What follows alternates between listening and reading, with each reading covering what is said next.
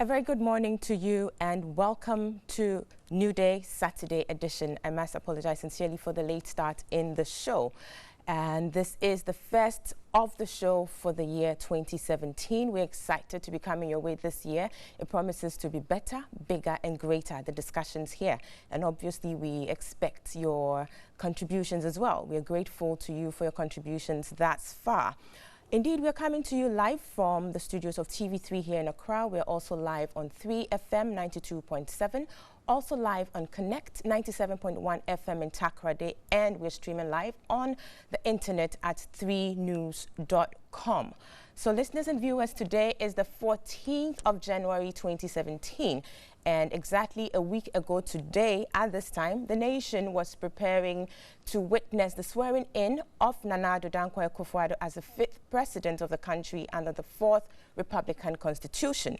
Indeed, the inauguration ceremony came to pass.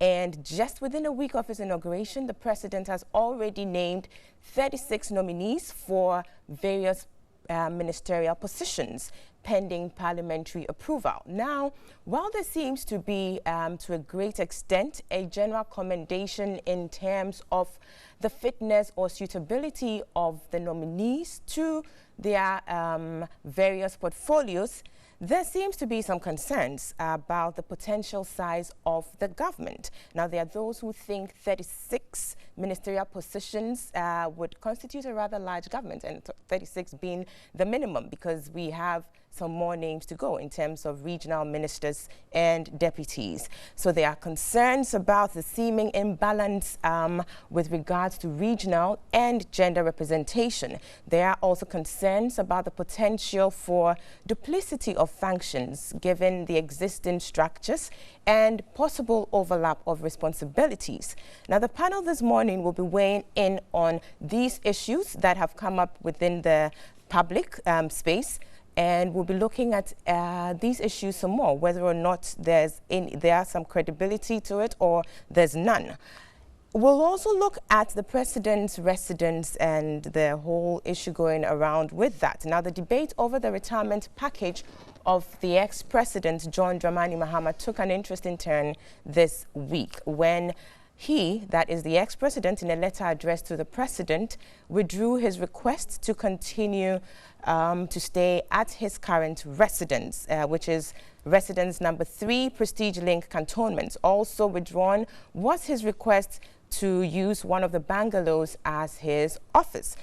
Now, Mr. President, or the ex-president Mahama, gives some reasons for his decision to have his request withdrawn. We shall be looking at this particular turn of events and how we got to this point. We will also look at how we as a nation could address the issue about the recurrent ruckus that comes with retirement packages of our retiring presidents and vice presidents, and really the entire bunch of Article 71 office holders. Another recurring feature in our transitions has been the seizure of public or state installations or facilities by the winning political party. And this time we've seen it happen again. So we will be looking at this issue, but we all thought that with the passage of the Presidential Transition Act, all these issues would be a thing of the past, but indeed that was not to be.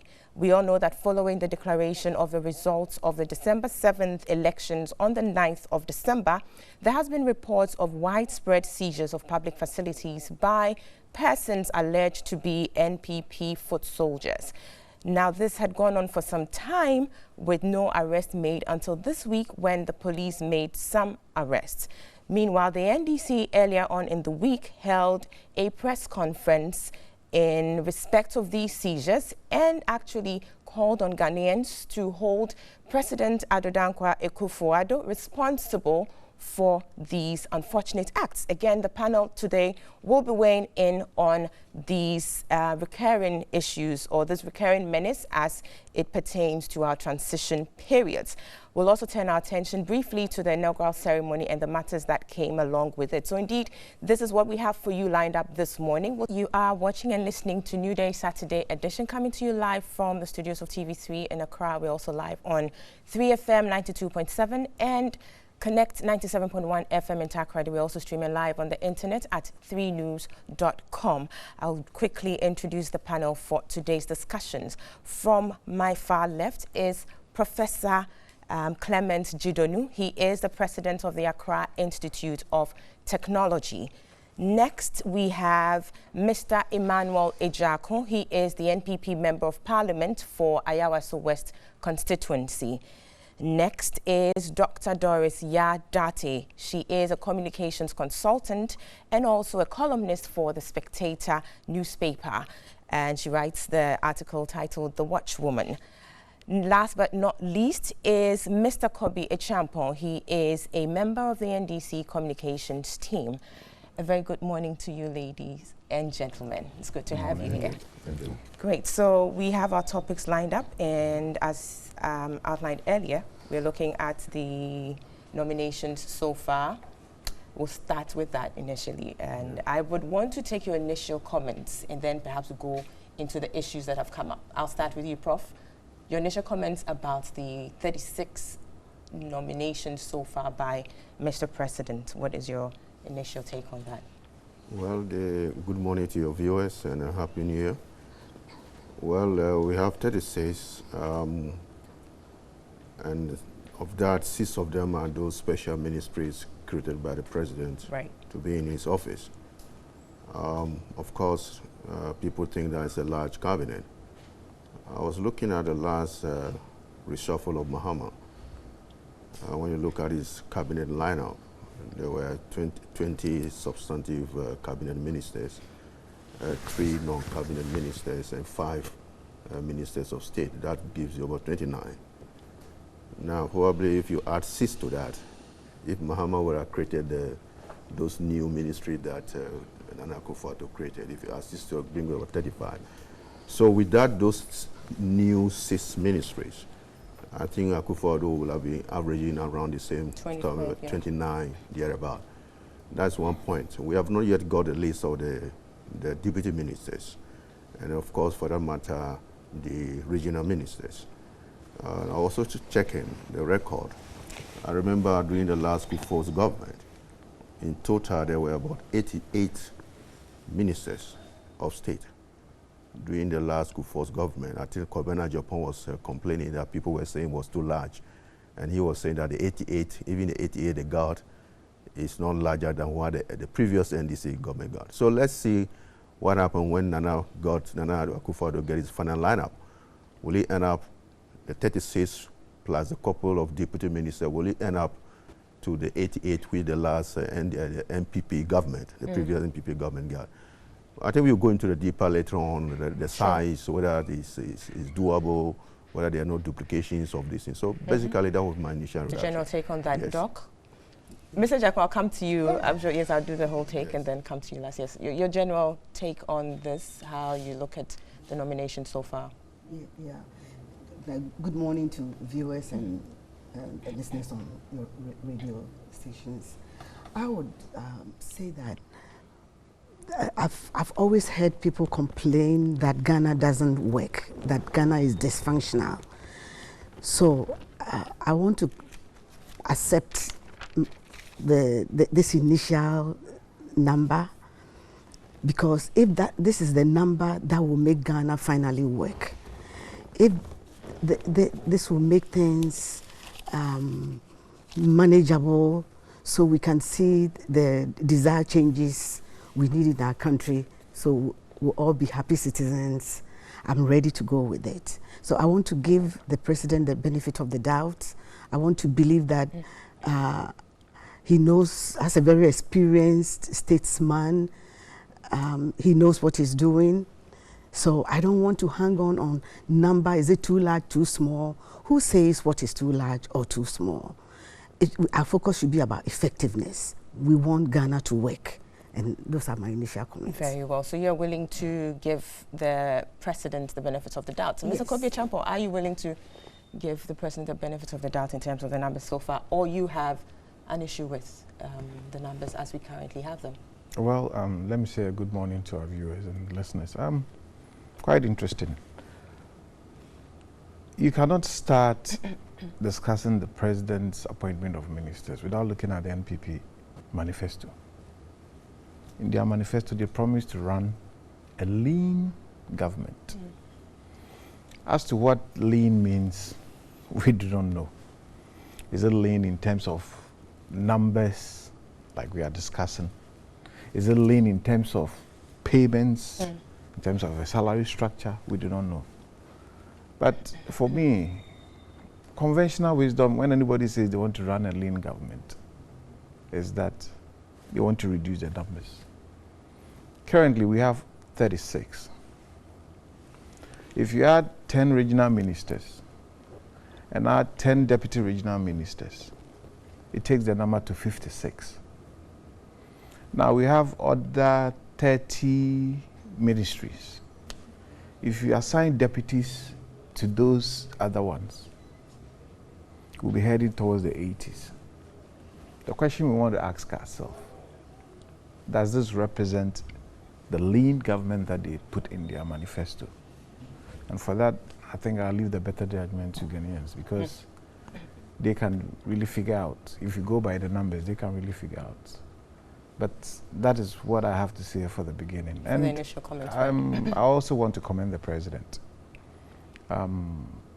He's been able to name his ministers fundamentally in a very short time. And for me, that's a credit to him. Yes.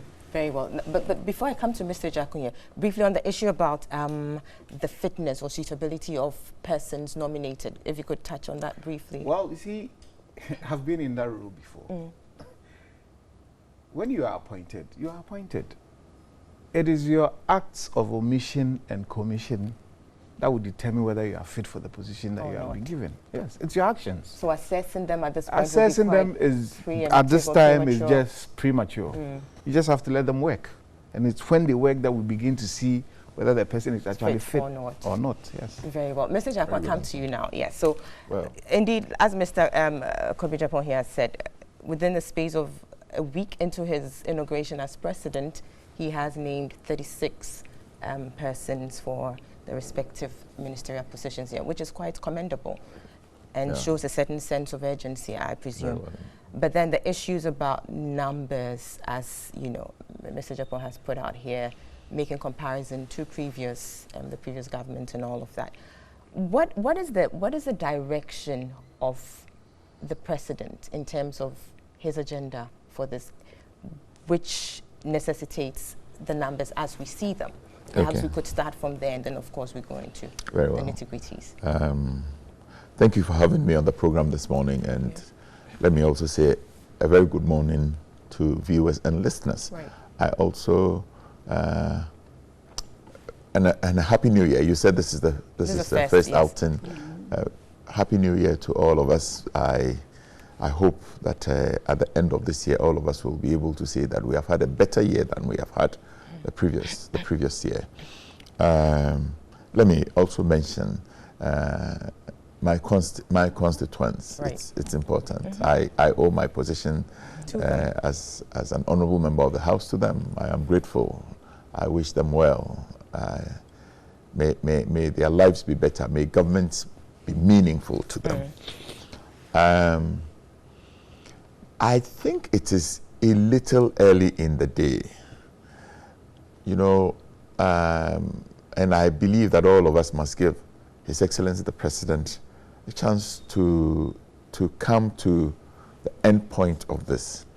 If at the end, when he has named all the regional ministers and all the deputies, and then we can begin to have a debate as to whether it is a large number or it is a lean government. But like it has been said around the table, nobody has really defined what a large government or a lean government is. It's all experiential. I think that the only thing the Constitution says is that cabinet shall be 19. Okay. So yes, 36 people have been appointed. Who makes cabinet, who doesn't make cabinet, will all come out along the line. But perhaps if you could tell us what the NPP meant by a lean government. We don't I believe that in the minds of the framers of our manifesto, it is that we will not have too many ministers if we didn't need to have the ministers. Okay. My understanding of a lean government is not to do something, quote unquote, you say, a job for the boys. Okay. I will come to do a few to some explanations along the line. I think a few things have been said here. I want to reiterate. It is commendable that His Excellency the President is able to name ministers within a week of his swearing in. Number two, I think something very novel has happened. I don't recollect. I stand for correction. People older may be able to tell me I am wrong. But for the first time, as far as I can remember, a president will call a press conference and name and say, I am creating this ministry. I am combining power and oil because of some synergies. And I think that a certain gentleman best suits the bill. The man is like this. He has done this before. He has a clear understanding of these issues. So I take his name to Parliament for consideration to that position. I am excited about it. I think it is novel. We are told why the ministry is there and why the minister is there. I think what has really become topical is the gang of six. Right. But really, I think that it is a reflection of what we have promised the good people of this country. In our manifesto, there were some issues that were very clear. We raised issues. For instance, we said that we believed that we need to decentralize and devolve a lot more. So if the good people of this country gave us the mandate, we were going to divide some of the regions. Clear manifesto promise. Somebody will say, oh, but this is local governments. Yes, local government. I completely agree.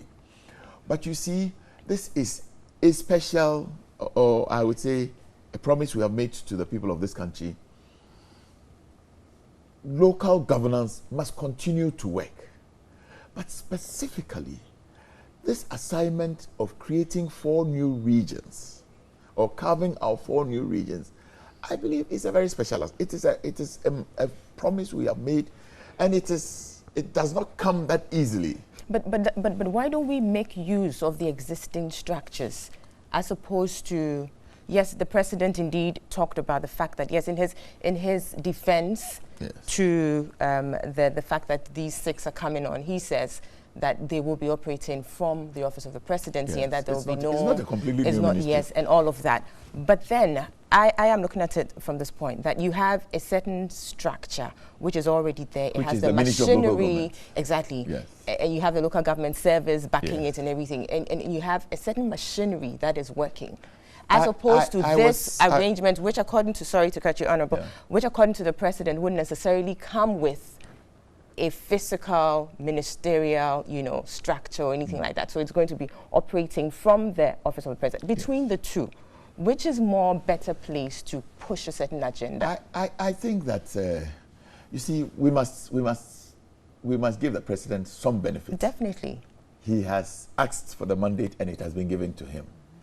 He has stated that I want to carve out 4 regions. Okay. I am saying that on a day-to-day basis, there are local governance issues that must be taken care of. Issues about a whole gamut of issues in local governance. But he's saying, I have a manifesto promise. And this promise is not, you won't just pick it on the street as you work, serendipity. If you look into the Constitution, you must do it at the end, at the final stage. There must be a referendum. 50% of the people who in the decided area must vote, and 80% of those that vote must acquiesce to the yes or no as it may be. This is not an easy task. I believe that this is one of the sunset ministries.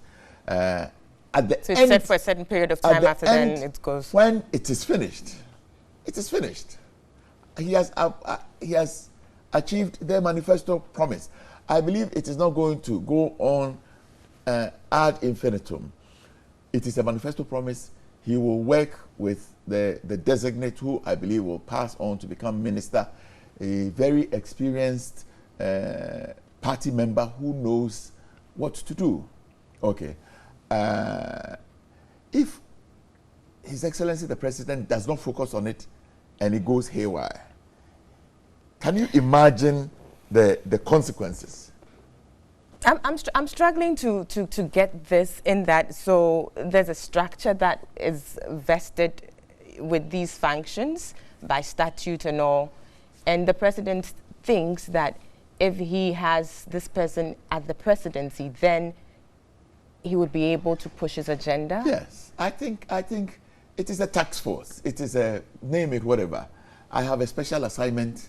I think that the other thing is called Minister for whatever and special duties. This is a special duty president must fulfill. Very well. Mom, can you imagine if he fails at this promise he made to the good people of Ghana? I want to believe that he won the elections because a lot of people bought into this promise. Can you imagine what our political opponents will do to us? Very well. I'll be moving on though, but Honorable, quickly, I do understand that it's a promise, we need to do that, but there are structures that there are statutes that have vested certain functions or powers in certain institutions or structures, and in as much as we would want to pursue a certain agenda, I think we should be perhaps mindful of what the statutes are saying here, as opposed to creating perhaps parallel structures. But I will move on to Professor Jidonu. Your take on this issue about duplicity of functions by existing structures, because it's not just about the reorganization of the regions. There's also the thing about sanitation. There's the inner cities and zongo development, clearly mandates of the local government. Indeed, yes, perhaps the inner cities and zongo development would go beyond just the physical development and other things, but at least an aspect of it would fall under the remit of the local government. Your take on this issue? Are we talking about the new ministry? Exactly, the 6. Or we are talking about the regional? We're looking, it's part of the 6. Well, when you do that way, it will be very complicated. Can I just talk about the new ministries? Sure. You are asking the question whether there is an element of duplication and this sort of thing. You see, there are 3 critical questions to ask on this issue of the new ministries: the what, the why, and the how. What we know now, we will have answer to the first one, the what. We know the ministries. They are named. The why, the president tried to explain a little bit why I'm doing it. I always think partially, because there are still some few questions which need to be elaborated on the why side. The big one is the how. We're not there yet. I'm very sure the president didn't just woke up and set out these ministries. I'm sure they've talked through it. But we, the public, the ordinary citizens, we are still waiting for a little bit of the why and more of the how. So, for example, I passed through a Zongo to come here, Nima, just around the corner. So I was reflecting on this Zongo development side. I was asking myself, will it be development of people or development of infrastructure? Right. Now, when you look at Nima, which is one of the largest Zongo, I can talk very much about Nima because I grew up around there. Nima has been like that for quite a long, long time. The major development that took place in Nima are 2 big things. The Nima Gata, okay, which is done by Rollins. I found out some part of it is being done. And then a highway, which was built by the Champong. And then some of the people, when they were building the highway, were moved to Medina. That's how the Medina Zongo was created. Everywhere you move the Muslim, it become a Zongo. So I don't know much of the whys, especially on this particular one. Are they going to develop the people in terms of education, in terms of business, or they're going to develop infrastructure? The way Nima is now, the only way you can develop a Nima is you have to demolish. I remember when a highway was being built by Champa, they actually had to demolish a mosque, the big mosque. It was a serious matter. So I would like to wait for the president and his team to give us more of the why. Okay, there's this element of duplication of the local government. Now, we have the Greater Accra as a local government. Is that correct? The AMA. The AMA, who is in charge of the entire city. Now, this new ministry, where they say, hey, you back off from the Zongos. Exactly. Those We are are going to handle that. Oh, no, don't back off. AMA, this is a special initiative. We have a special money for it. Okay, the other money you got, spend it somewhere else. But we have a whole ministry to handle this particular. So those are a lot of the questions that we need to go through. But I'm pretty sure, I'll be very surprised if the president and his team never thought through it. You see, it's not enough to say there's a campaign promise. A campaign promise, you can make a promise, but you might deliver on the promise. Yeah, the how and yes, how to do it. Yes, is another issue. Yes, yeah. You can. I mean, we can make a lot of campaign promises are made all over the world. Not all of them are fulfilled. So yes, I will give them a benefit of the doubt for now, but I can tell you, of the 6 ministries created, okay, and some of them are functional areas, like evaluation and monitoring. Every ministry has evaluation and monitoring division. Okay? Now, what would they be evaluating? What would they be monitoring? In the Mahama government, I know Tony Edu was doing something like that, but they didn't call him a minister. So you see, when you use the word, yes, when you use the word a minister, position, right. when you use the word a minister, we think about structure, we think about ministry, we think about chief director, we think about a lot of civil servants.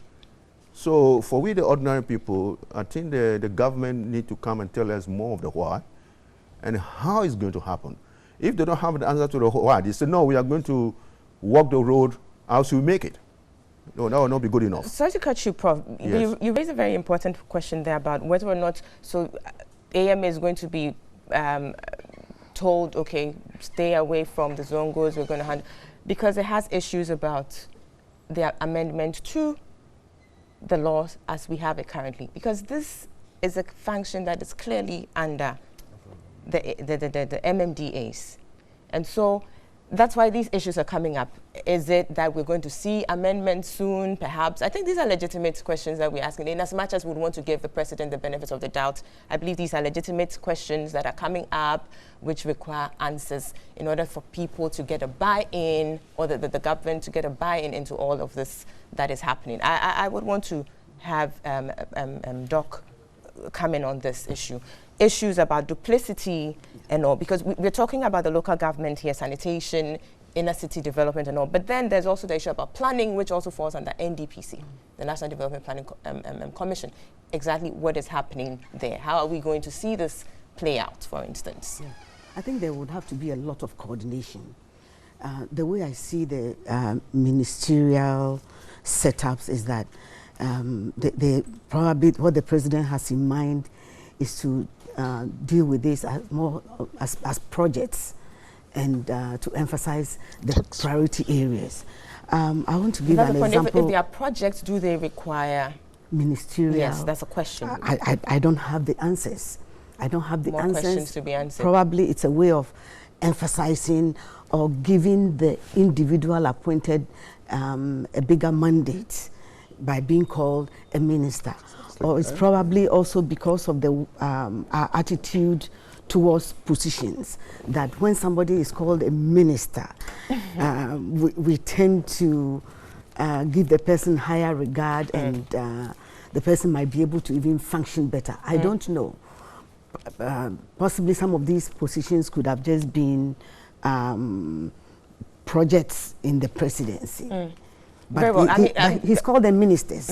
I'm sure there was a reason for it. It's a way of emphasizing the importance of it. We don't know. So far as it doesn't come with the commensurate financial implications. I think some of them should I mean, even, those are some of them, the more successful ones should be able to tell Ghana upfront that they will forfeit their salaries. Oh, well. That would be beautiful. No, what I don't know what you are talking about.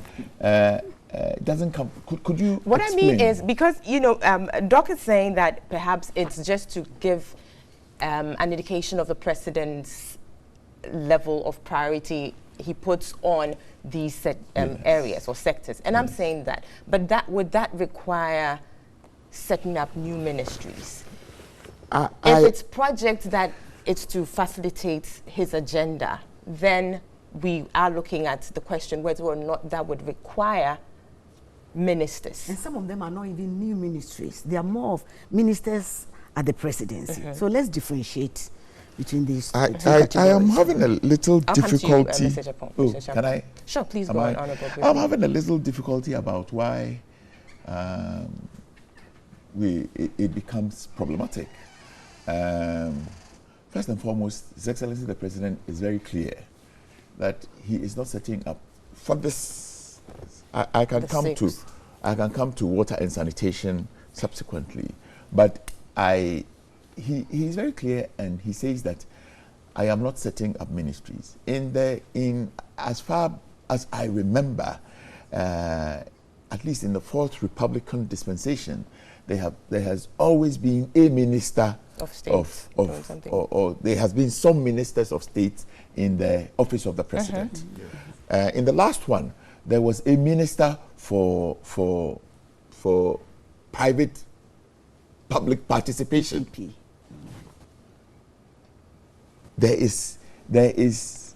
So should I begin to ask, is straddles between trade and finance, was it a duplication? Probably it was an emphasis. The president did this President Mahama did this to emphasize how public-private partnerships was important to him. There was a minister who was supposed to be responsible for the development, like SADA and the regional development projects. Was it necessary? I think that it reflects the president's priorities. What we must be asking, will it bring efficiency? Will it bring effectiveness? Will it help this country? I think Dr. Date made a point that this is a country 60 years after independence. We keep saying that we have not performed, we have not attained. I think that we must give the new president the opportunity to rework government. At the end of the day, at the end of 4 years, he will go back to the electors and they will decide that with the mandate we gave you and the appointments you made, did you bring something new to us? I think that is the most important thing. Issues about overlaps, and when these ministries were not created, actually, I don't want to say they were ministries. They are ministers who have been appointed. Ministries have not been created. They are two different things. There will always be overlaps in government functions. Local government, and if you take a function, some of the things in local government, sanitation, it was housed in the Ministry of Local Government. But there were huge portions that were taken care of by health. Okay. Government is not cut and dried situations. Government is a continuum. Many things I used to be chief executive of the Food and Drugs Authority. Many things I did straddled between the Ministry of Health and the Ministry of Trade. So you would ask, was it a duplication? No, that is really and truly the way government works. There is one bit that is here and there's another bit that is here. I probably will end on the the Minister for Monitoring and Evaluation. Under the previous NDC government, there was a presidential staffer who was responsible for M&E after he was appointed ambassador. I don't know whether that office continued. Yes, Dr. Tony Edu had that position. One of the major problems we have in this country is about we want to do things, but who is looking at what we say we will do? Who is monitoring and evaluating? Parliament has some oversight functions, but I hold Parliament as an external audit of government function. I am excited about the prospect of having an internal audit situation. Yes, the Ministry of Health has policy planning, monitoring and evaluation. But if they were doing it, why is it that we still have these major challenges here? So that this becomes a centralized monitoring point. This becomes an Inspector General. You said you will do this. I have come here as your colleague minister. Indeed, I am hoping that when, and I say this advisedly, I am hoping that when His Excellency the President decides to name cabinet out of the ministers, the MNU will become a cabinet minister, so he can be able to go to his colleague Minister of Agric and say that we gave you money for this. You said you are going to do this program. This is my checklist. Are you doing it? Very well, Honorable. Let me bring in Mr. Champon at this point. Yes, I see you want to make some comments as the discussions are going on. Yes, please. Yeah, well, you know, we are all saying our bit on these 6 ministries. But you see, the fundamental point is this. The president is appointing his ministers based on the NPP manifesto. That's it. Look at the caliber of ministers who have been appointed. Look at the personnel. Damboche, Sadiq, all those people. What were their roles in the previous NPP government? They all served as ministers. If you want to bring them back into your government, what are you going to give them? So you have to create things for them. So the fact that they served under the previous administration, they can't necessarily... No, you can't go back. You can't be a deputy minister. You served as a minister. In the new government, you cannot come as a deputy minister. You are going to go up. So you have to create all of these for them. And it's based on the MPP manifesto. Look, a lot of the ministries that have been set up, or the positions that have been given, are all local government functions. We can sit here and talk about it any way we want, but a lot of them are local government functions. Let me give you an example. Inner city and Zongo development. I want to ask myself, how many inner cities do we have in this country? How many inner cities? Where are the inner cities? There's not a New York. There's not a Washington, D.C. There's not Chicago. Where are the inner cities? If you take only Accra, Kumasi, that you might say we have semblance of inner cities. The rest of the country, where are the inner cities? That you establish a whole minister for inner city and Zongo development. Perhaps that's what Honorable was talking about, the fact that this will be a sunset issue, so that after it's done, or you still don't buy into that? No. I don't buy into that. I don't buy into that. There's another, you named the Minister for Special Development Initiatives, Hawa Kumsin.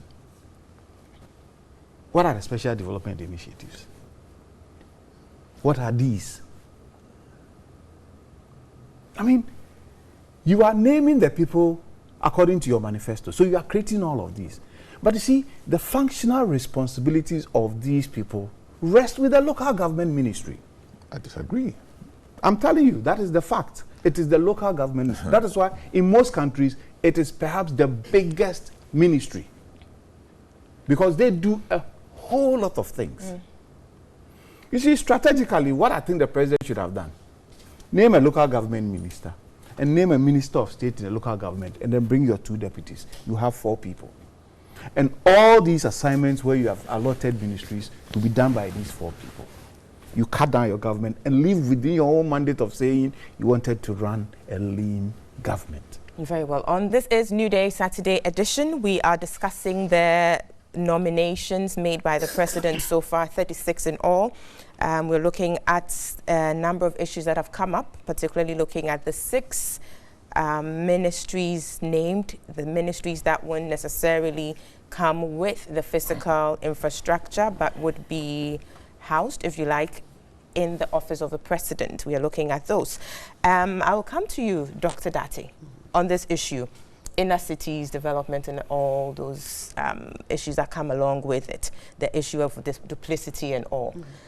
Briefly, you could wrap up on that, and then we move on to other issues that have come up, which is whether or not there has been the regional and gender balance issues. Yes. Okay, I want to use the sanitation and water resources as an example of a possible area of duplicity, because the Ministry of Local Government and the assemblies have been responsible for sanitation in this country for all these years. But then I also go back to the issue of have things so far worked. As at now, I'll give you some quick statistics. 15% of Ghana's population, only 15% has access to improved sanitation, that is toilets. I don't know whether to say, excuse me for using the word toilet this morning, but it's a reality, of our lives. About 20% of Ghanaians openly defecate on a daily basis in this country. About almost 60% of Ghanaians share latrines. Not all waste generated in Ghana is connected. It's collected. It's estimated at about 50% of the waste we generate, the solid waste, is collected.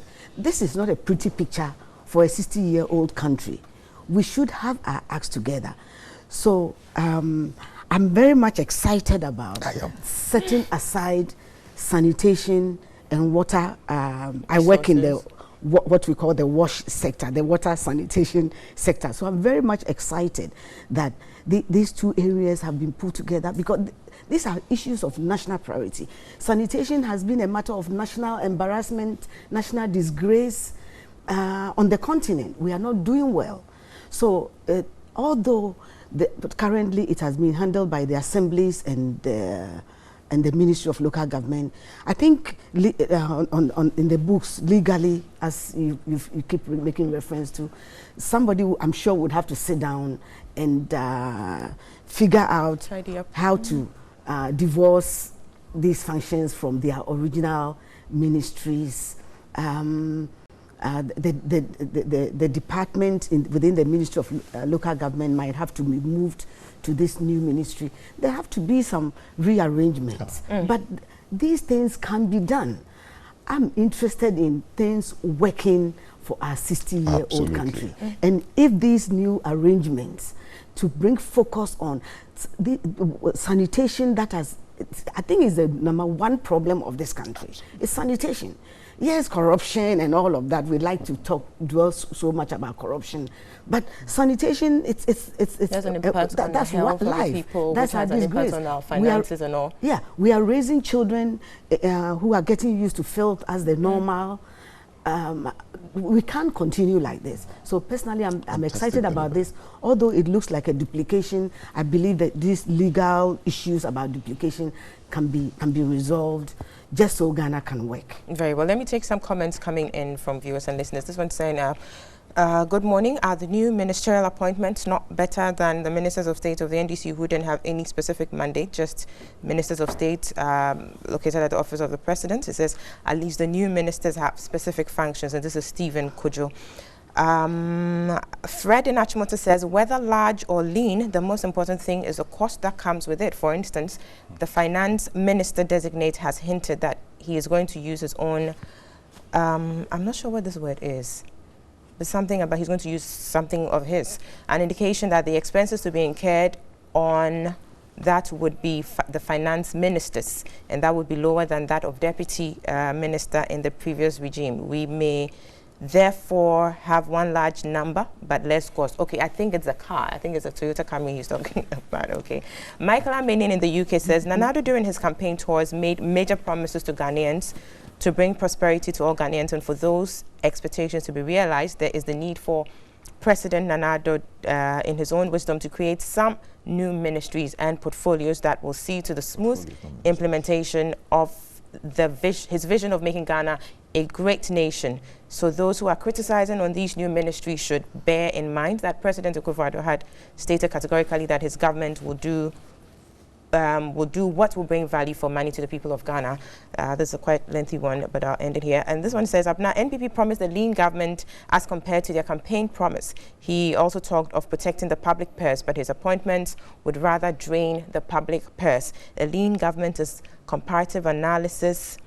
I'm not sure what that is, but the former government, especially the immediate past, he says, means he would have lesser number. In 1 week, he has already lied to Ghanaians. This is Stephen Asara Azuma in Boko. Another one is saying, I am impressed with the appointment so far, and I have no doubt in their competences. The NDC guys are crying loud that the appointments are too many. As for me, if it will take His Excellency Nana Addo to appoint 100 ministers to clean the mess the NDC government left behind, I don't have any problem. They shouldn't forget they said worse things against the president, but Ghanaians still chose him.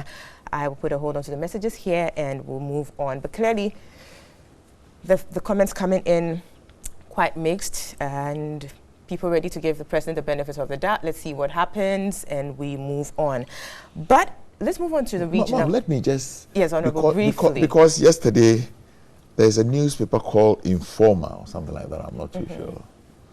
But I must place a caveat that this paper with its editor has been on my case from as long as I remember, so it really doesn't matter. Banner headlines. Ejaku says, Ministry of Sanitation, and then they put it in quotes. It's useless. First and foremost. And then it made reference to something I said on I think he said, I don't even remember, on UTV about Sanitation Day, and then extrapolated it to I mean, like Mr. Martin Amidu said, I think this high press gutter journalism must stop somewhere. But I want to just reiterate a function, something Doctor said. Look, if you look at the cost that this nation bears for sanitation, it's not funny. Virtually half of the DACF goes into an attempt to clean this country. If the quantum of DACF is 6-7 billion, I am stating for the records that probably more than half of it just goes in an attempt to clean up this country. You are spending in excess of 3 to 4 billion, and we remain one of the dirtiest, is that the English word, countries in this continent. I think it is a shame. I am happy that there can be a focus. And of course, sanitation is not just about cleaning the boiler. I saw somebody talk about boiler. I am happy that we will terminate this menace. When you are coming from Legon to Accra, on the left, right by the ceremonial road, there is this heap there. But Honorable, isn't it also true that the sanitation issues as we have it is as a result of non-enforcement of laws? Because we do have the laws. Be that as it may. So it's be that as it. And so why don't we necessarily perhaps strengthen what we have and be more stringent on enforcement of laws? How many laws don't we have in this country and we are not? So if a president decides to place emphasis and focus on the things that are important, she's quoting the statistics. Up to 60 years after independence, 20, maybe more than 20% of the people do open defecation. I think there's a problem here. Very well. Yes. I think there's a we do have a problem. We do have a problem, and we as a people would definitely want something to be done right, but again, to be done in accordance with law. You keep talking about statute.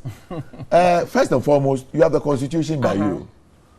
I would be happy if anybody can point out that in making these appointments, has His Excellency the President breached any constitutional provision? No, he hasn't. Of course not. He hasn't breached any constitutional provision. He has not even breached a law beyond the Constitution. We can go into what that, you need to do is probably to rearrange. Exactly, but that is why these questions are coming up. Yeah. It shows a certain quest for understanding as to how the government wants to move. So I think it's just legitimate that people are raising these issues, very cognizant of the fact that yes, there are existing structures, and we hear of these things coming up, which suggests a possible duplicity of function. So we are asking questions.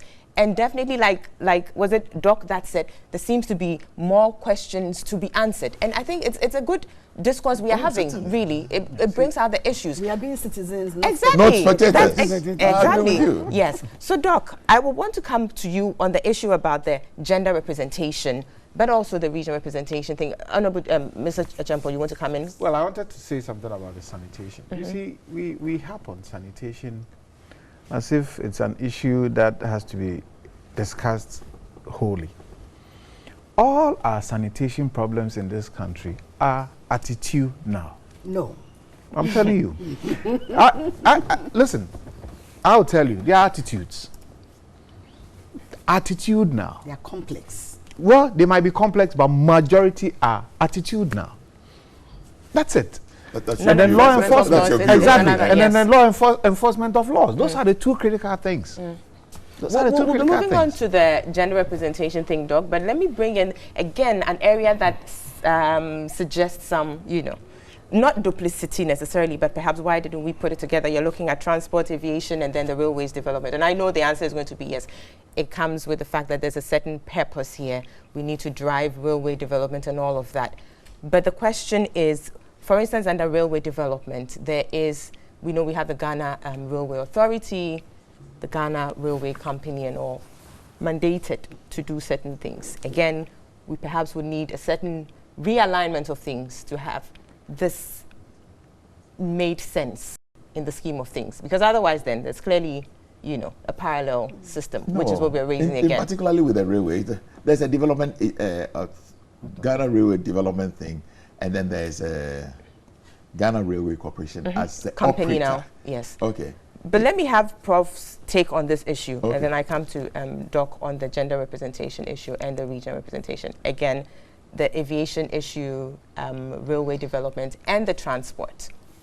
Now, those are the ministries set up by Kufuor government. Kufuor was the first minister. So these are peculiar to the NPP. Under his regime, when he set up the Ministry of Railways, when he put Mayor Kumfi on that, I could recall, I don't know whether any single track of railway was built when that ministry was set up. There was a talk some time ago, there was this American who came down here that is going to take over the railway, Takrady to Kumasi. A lot of talk. The whole ministry, it was not around for a long time. I think it was during his second term. I mean, I stand to be corrected. Yeah, sure. So you may say that at the time it was around, it was not long enough for them to make an impact. So certainly, again, that's the point I made. That when you set up these things, I'm sure you have gone through the motions and you've gone through the details. When that ministry was set up by Kufuor during his second term, I stand to be corrected, whether it's the first or the second term. Very good. And put the professor in charge. I remember I used to do a lot of work for the Ministry of Communication through the ICT policy. And I went there and I found out that they carved some part of the Ministry of Communications. That became the Ministry of Railway and Port and Harbors. I remember the first thing we saw was a strike at the port. He went there and settled it. But he was not a very visible minister until the government stepped down. Now, so I'm sure they still have their documents which they proposed at that time to develop the railways, which Nana Addo have now taken over. The same thing was aviation. Aviation ministry was set up under Kufuor. Okay? They want to develop the aviation sector. Okay? At that time, the only Ghana Airways never took off. The Ghana International Airline never took off. Okay? So probably they want to take up that again. Okay? On the transport, there was a lot of confusion on the transport side. What is the Ministry of Transportation, the Ministry of Roads, and all those kind of things. But transport has been one of our generic Very ministries. Good. Yes. Yeah. So the point I'm making is that those are the house I'm talking about. I don't know anybody around the panel here have those answers. Unless they say that we are architects in developing, writing these things, advising the president, we were with him, we talked through this. I don't think anybody here can say that. All we can do is raise the legitimate issues. Very good. Yes, certainly. The president's men and women sat somewhere at some stage. Nana Akufo-Addo didn't dream this up after he won the election. He might have done all these things before he actually won the election. That's why he was so swift in appointing the ministers. In any case, it wasn't in the manifesto. Yes, I think he has this list long before he even got elected. Okay? If he actually didn't have a list, then he might be a very smart, very, I know he's a smart guy. No, but he's attempted it twice already. Well, no, he have his notes. So, yes, that's the point I'm making. He has his notes. Right. The notes from Kufuor's regime. He was part of that. He had been trying at this for a couple of times. So he's ready to go. But I still ask those questions.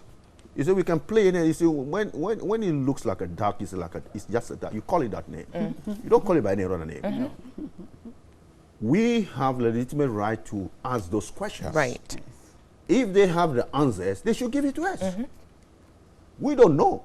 We are not the one running the government. So we are waiting. I still think that the why, they must go into more details. There are a lot of things promised in the NPP manifesto, which we still need the why and how.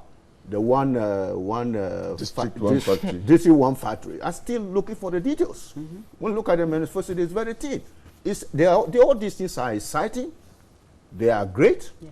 We know the problems we face. You don't need to get a PhD to know the Ghanaian problem. We know them. The sanitation problem, we know. A lot of this we know. Nana Akufo says, look, guys, all this we know, I have a formula. And here's my formula. The formula is this, but we still need to know more. Probably you say, you wait, as I do it, you will know it. I don't need to give you details now, but as I said now, yes, it sounds like some of these ministries are created. If the president don't want people to conclude that it's a job for the boys and the girls, is that correct? Yeah. Okay, if the president wants us not to think that it's just for the boys and girls, then they must start giving us answers to the whys and the hows. Because, you see, we are in a different dispensation altogether of social media. Everybody just can get on and be an expert overnight. So these questions will keep coming back. Citizens, you see, if you want to set up a government these days, some years back, you can just set up a government, nobody will ask you questions. If they ask questions, they don't have a medium to ask it. Okay? They are all kind of experts on the internet now who will say, we want answers. So what we can do at this panel is to bring it up again and say, Mr. President, good, it's your prerogative. Yeah. You got a mandate. You got some ideas. Congratulations, you announced your minister soon after this, which means that you are really ready. Fantastic.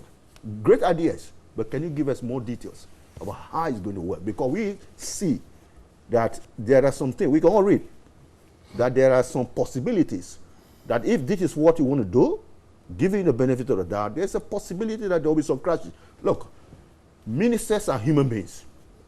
They have egos. Now you're going to put 6 ministers in the presidency. In the same corridor, watching and crisscrossing each other every day. They're human beings. Hey, Joe, what are you doing? Oh, I am a minister for this. Oh, it looks as exactly what I'm doing, you know. Can we talk about this? So you see, we must mind all put in this thing. The president may have a great idea, but I just hope he has a great team out there. I'm not talking about ministers, great advisors out there who see through these things, and let also the president and still don't think that they got all the answers. Nobody have a monopoly of knowledge. Sure. But they must continue to think through this. If they don't get answers to the whys, they must start working more at it. If they don't get answers to the how, they must start telling us more, because in these days, if you don't get it right, people will pounce on you, will ask you questions. So I think and they will vote against you. Yes. Yeah. Let me just say again. Forgive me. I probably. I need to go to. I need to go have. To this, I need to hear the lady amongst you. One last. 1 second. I think that we are all saying the same thing. Really. It's okay. I am a chemist. In chemistry, we have it's called a structure-activity relationship. If you want to have an activity, they will tell you activity resides in structure. What His Excellency the President is doing now is to build a structure to deliver an activity. So I think we should wait. I can completely agree with the professor. Okay. Let us see. The structure must be such that wait and it see what happens. delivers the activity. Very well. If the activity is not coming, if there's a minister for railways and after 4 years there is no railway, then you will see that. But let's see. Very well. Doc, gender representation or gender balance on this issue. 9 out of 36, representing 25%. I mean, there's been already calls for an increase to the numbers here. Your take on it. Do you think it's early in the day yet? Or too early in the day, perhaps? Or no, it's a disappointment. It's a disappointment. 9 out of 36 so far, and he's not going to appoint any more ministers. So I guess that this is it. That it's only the 24-25% female representation. I don't think a nation like ours or any nation in the world can develop if it keeps the majority gender. That's women in the minority. Background. Yeah, and it keeps them in the contradiction background. Of terms, and yeah. the minority, that is all you guys, the men. It makes the country look, the governance of the country look like an all-male club. And it's not helpful to our country. It's been going on for a long time. President Mills promised the 30%, missed the mark. It didn't come any close. I don't think President Mahama even promised any gender representation. The NPP had promised, and we've been failed again. So on that score, I am disappointed.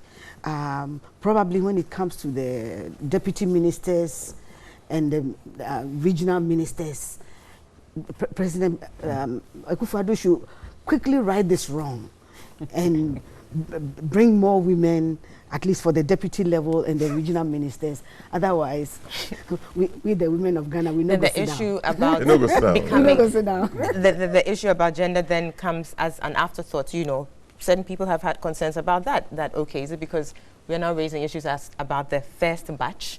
That's why you perhaps now are thinking about that. So why isn't it always at the, you know, as a start? The first one of the first was the Minister of the Attorney General. So what I'm saying is the first 9 out of 36. Then yes, we'll try to beef it up with subsequent. Well, if you get something wrong, you can always correct it. Okay. But this the list of the ministers so far, and we are not going to have any more, right?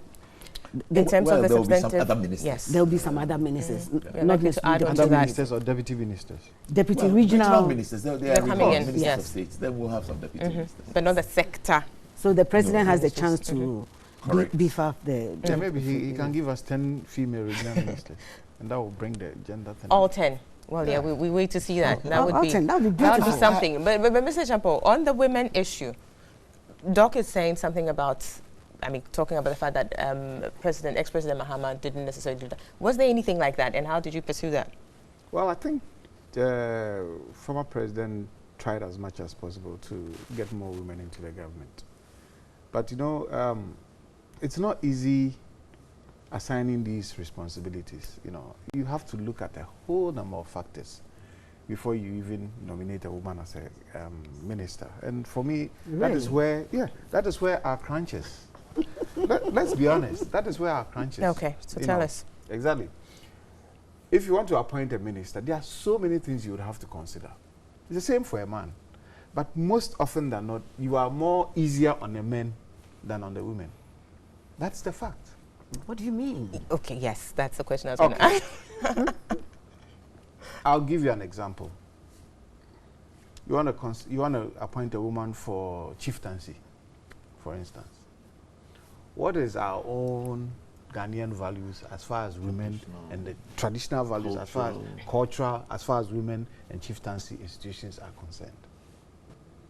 But President Mahama appointed a blind man for chieftaincy, and it worked. Listen. So why wouldn't it work for a woman? Let me tell you, you might think it worked, but I can tell you it didn't work. How so? Well, he's a crocodile that has come. Exactly, so that's why we need that. How so? I can tell you it didn't work. This man went and contested as an MP. He lost miserably. He lost miserably. The fundamental thing is, you don't ask a blind person. But the fact that he lost on his MP ticket or position when doesn't mean he failed at his ministerial. No. You see, Don't contest him. He's come from under the water to tell you some that. Some of these things happen in a way you would not understand. Facially, you would not understand.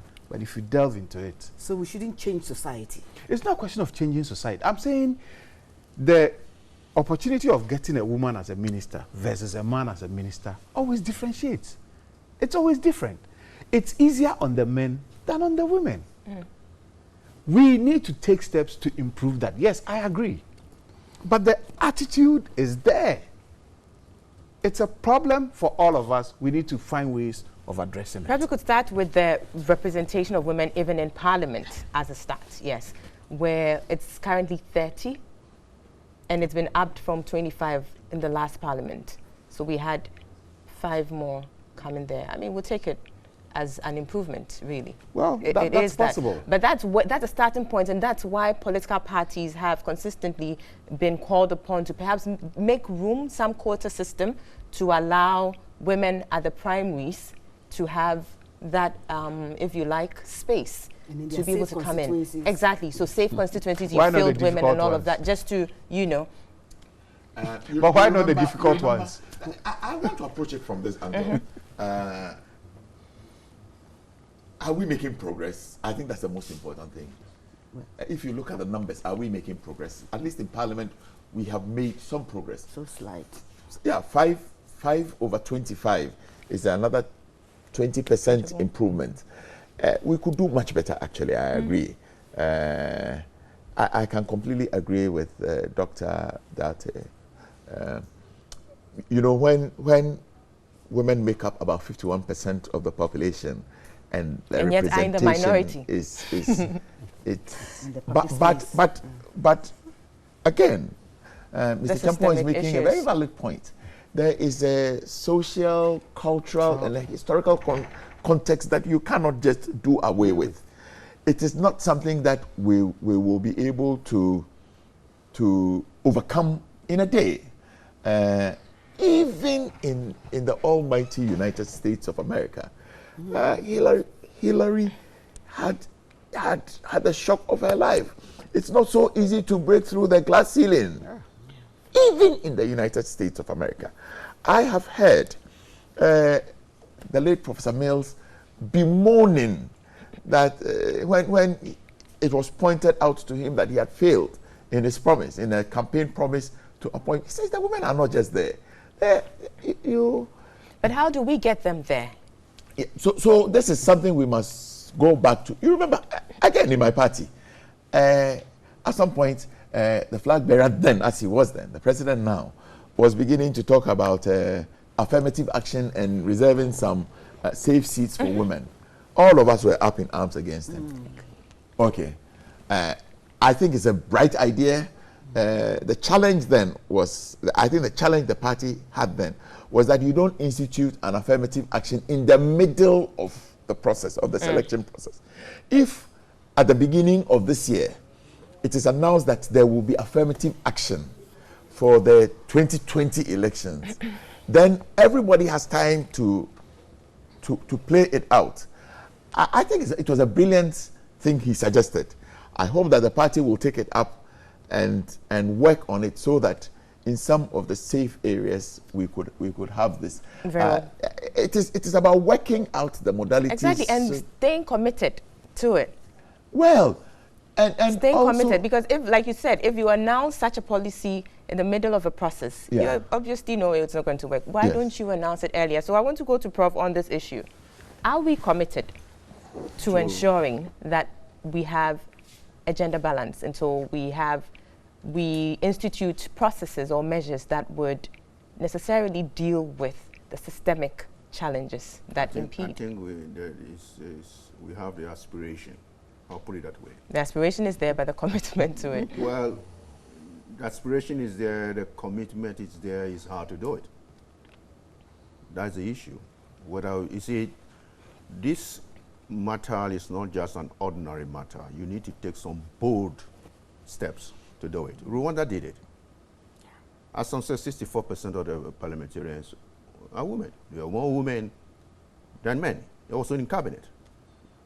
So it requires a bold step by a government or a party to realize these aspirations. It doesn't happen through normal things. Okay? Probably affirmative action may be one of them. Take, for example, I look at this gender issue also in terms of the black issue in the developed part of the world, in the US, in America. Britain, when I was there then, we were complaining that we vote for the Labour Party and we never get any representation. So they brought in this black section. They gave quotas. That's how people like Paul Boateng and others went to the ministry to become Minister of State. A bold decision was taken by a party through a lot of activism. So it's also rests on the women. Yeah, to a certain okay, to take some activism steps to convince the parties. The NDC women convince the NDC party that even when you come to government, we want these things to be done for us, or else we will do ABCD. The same thing with the MPP group, the CPP group. It's very important. I'm not saying that only the women should do it. Certainly the aspiration is there, the commitment. Who will want to go against that? We don't want women to rise up. Why do we want to do that for? Everybody wants that to happen. How it's supposed to be done is the difficulty, and it cannot be done on a normal day, through normal processes. It must be done through a bold step, special initiative in order to bring them up. You see, that is consistent. Yes, you see, when you want to catch up with somebody who is ahead of you, you run faster. Sure. You don't tell the guy ahead of you, you stop running, down, let me catch you. You can't tell the man, stop running, let's catch up with you. Somebody must make the woman run faster. Probably they need some assistance to run faster, to catch up, to run faster. So that is where we are. That is what we must do.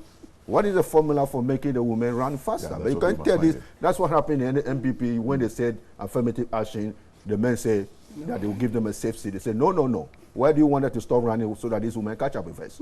And we have this, we keep it. Okay? That is there. That tendency is there. Whoever give their position to other people, women or no woman. So I think if the parties are serious about giving women a chance, it must be a bold decision, a bold step to do that. It's not going to happen on So then the affirmative action bill before Parliament, we hope, is one of the bills that are passed into law. I hope it's one of the first. Along with the RTI. Yeah, why not? Very well. Let me take some comments let's also say that viewers. The women must also. I'll come to that. Let me take viewers. Let me take comments from viewers and listeners, and then we come back to that. This one is Patrick from Kumasi. He says, "Good morning, Abna. Please," he says, "inform the Minister Designate for Defence that the additional 5 years for the military." He said he should try hard to work on the additional 5 years for the military and fulfill for us. I don't know exactly what this one is about, but I guess. Very well. I will come to that when I come back to the panel. Another one says, I think the criticism of President Akufo-Addo's appointment, mainly by the NDC, is premature and unmeritorious. Ghanaians have given him a 4-year mandate to fulfill his campaign promises, with some of them being grandiose and audacious. The machinery and methodology by which he wants to use to deliver on his mandate shouldn't really bother us. All we want is results, and at the end of the 4 years, Ghanaians will have an opportunity to assess him. He says, my regards to Honorable Ejako, whose appointment I'm still waiting anxiously to hear. Okay, that's Idil Muhayuddin. President Nanado is, he says, please, Nanado should spare us with these nuisance appointments. He promised to run a lean government. That's why we voted for him. I'm already disappointed. This is Amadou in Tamale. Another one is saying, good morning, Abna. What is Mr. Kobia Chambo saying? He should have given it to President Mahama and himself, not to have... I'm sorry, I can't carry on with your texts. Please keep it decent and nice, and I'll read everything. From Ilyasu in Tamale, he says there's nothing wrong with asking a chief executive of Cocoa Board to proceed on leave. Okay, so you're talking about something else which is in table for discussion, but yes, it's out there in the public domain. We know what's happening at Cocoa Board. Musa Abattoir in Kumasi says, President Akufo-Addo promised the lean government. That's 36 against 24 ministers mean lean government. He also promised to reduce cost, however, created avenue for NPP to siphon public purse. He says all these new ministers will get an office complex, V8, free fuel, personal aides, chief directors, secretaries, accountants, and so on and so forth. First promise has been broken. Coming events cast their shadows. Our country is seriously bleeding. He says, my regards to Mr. Kobia Champon. Okay, so there, imagine all 6 with the others. But the president is saying the 6 are going to be in the office of the presidency and all of that. Well, I think we would need some getting used to that. Now, Solomon TTB in Talenti says, the NPP campaigned on lean government. Why the sudden U-turn by creating numerous ministries, jobs for the boys? President Nana promise the Ghanaian unemployed youth of jobs and not duplication of ministries, which basically will perform same functions. President Nana Addo should create something new, derivative of nothing, and stop this act. Ghanaians are watching. Another one is saying, in a country where rule of law works, can we ask ourselves whether what the president is doing is legal or illegal? Any government who thinks creating a ministry is good for him to deliver what is wrong, let's give him the benefit of the doubt and see him deliver. I'll take the last one and then come back to the panel. He says, I'm Michael Asiriku from Sokoban in Kumasi. This is a typical create ministries, loot and share. How can we have Minister for Planning, for Special Initiative and Development, for Inner Cities and Zongo Development? Please, can't we have all of these ministries under one umbrella? Mr. President, I believe this is a typical waste of national resources and attempt to create employment for more of the party members. I'll put a hold on that. The messages are many. I can go on and on and on, but I would want to come back here to look at the issue again. Clearly, issues about financial implication are not coming up. I would want us to go again to what the president said, that these 6 new ones would be operating from the office of the presidency. My question is, and then he said that they will all depend on the budget of the office of the president. Question is there a ceiling or a cap to the budget assigned to the office of the president? Not that I know of. There's when you in the budget process, there will be ceilings. Depending on what is presented by the ministries, departments and agencies. Government does not have all the money, so at the end when they are doing it, they'll put a cap ceilings. My question is because if the justification here is that they would be operating from that office and would draw on that the budget assigned, then regardless of the number of ministries there or ministers there, it's still that. Ministers. Yes, ministers, sorry, there. It would still be that budget. But if there's a likelihood of, yes, because we have these add-ons, then yes, we're going to have an increase in the president's budget. I don't know if you're getting me, but I think I want to re-emphasize that the office of the president from time immemorial has always had ministers of state. In the last one. But this is coming up because of the justification the president put out when he was announcing these 6. I mentioned that I am happy that it has happened. The president wants to justify the appointments. Okay. In the last, let us ask, in the last government, how many ministers of state in the president's office were there? I think it's about the same 6. Nothing has changed. Really and truly, nothing has changed.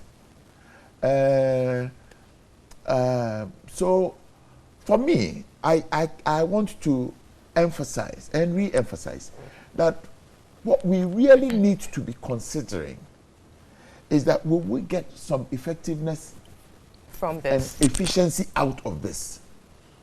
You see, I heard people talk about V6 and V8 and all of this. I, from where I sit, hope that His Excellency the President will direct that no minister will come to work in a V8. Should be possible. I'm sure Ghanaians would love that. I hope. I don't know why a minister lives in cantonments and will drive on paved roads from his house to his ministry in a V8. I think it's a slap in the face of all of us. Onions. Everybody should drive a salon car. If you have to travel to Tamale and you are going by road, then you can take a V8. I think it is unfair, it is not proper for all of us as politicians to be doing this. That is where the real cost is. Exactly, and I mean, comparing it to other jurisdictions where we know certain people hop onto bicycles and, well, of course, maybe Ghana we don't always, have, yes, it is not always the same. But we could learn, really and truly, we could learn from such jurisdictions. It is really and truly not always the same. Sometimes I think we overstretch it. But I am saying sometimes that we understretch it too. Maybe. I am really and truly hoping that there will be this very clear directive. The challenge has always been every minister would have. I have had opportunity to serve in government before. Now, when I reflect, you have a Toyota Land Cruiser, a V8. You have a salon car. You have a pickup in your house to do this for you. You have this.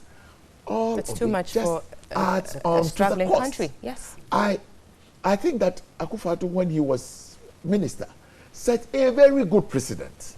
I am hoping that as president, his own personal record as minister, he will impress and in fact direct, not just ask people to do it. It should be possible. Right. He never used a government car. Every time he drove his own car, he never took petrol coupons. He never did all of those things. We hope it reflects I am down saying to that all. if you serve, I'm not saying that if you serve, he probably had the wherewithal. Okay, so he didn't need to take the petrol coupons. I am told that he never took a per diem when he traveled. Maybe he had his own little personal money, so he took it as public service. It is not all of us who are able not to travel without per diem or not take fuel. Okay, but there are some things that I hope and pray he will be able to direct all the appointees. And really, that's where the questions about the number, that's why the questions about the number come in. As for the number, I think it is premature. Financial implications. Let us wait. At the end, when he says that these are all my, who says? Maybe he will appoint, I don't know. Very well, Honourable. Maybe he will appoint ministers. There may be no deputy. Mr. Champon's take on this. You see, we are considering all of this, but it's just too early. It's just too early. It's too early in the day. It's too early. It's too early in the day. Listen, the question you need to ask is this. If all these 6 ministries or ministers will be at the presidency, the first question is, would they all have budget lines? Would they have budget lines for the kind of things the president wants them to do? And I believe they will have budget lines. Because you cannot create everything and put it under the office of the president with no budget lines. Especially when you think a lot of these things are development initiatives that you want to carry out. You would put budget lines to it, and that will bloat the budget. You understand? So let's leave it at that. Let's wait. As for cars and all those things, when I listen to some of the things people say, I laugh. That why would a minister use a V8 from here to here? It's about the need at a particular time. I'm telling you, I have seen this over and over. And you see, what we're forgetting is that in this country, we don't pay particular attention to the security of the person. The security of the person. These V8s are very good vehicles and are very safe. For what? From cantonments to the ministry. It's not. Then if you are not afraid of them, then nobody should even move with a bodyguard.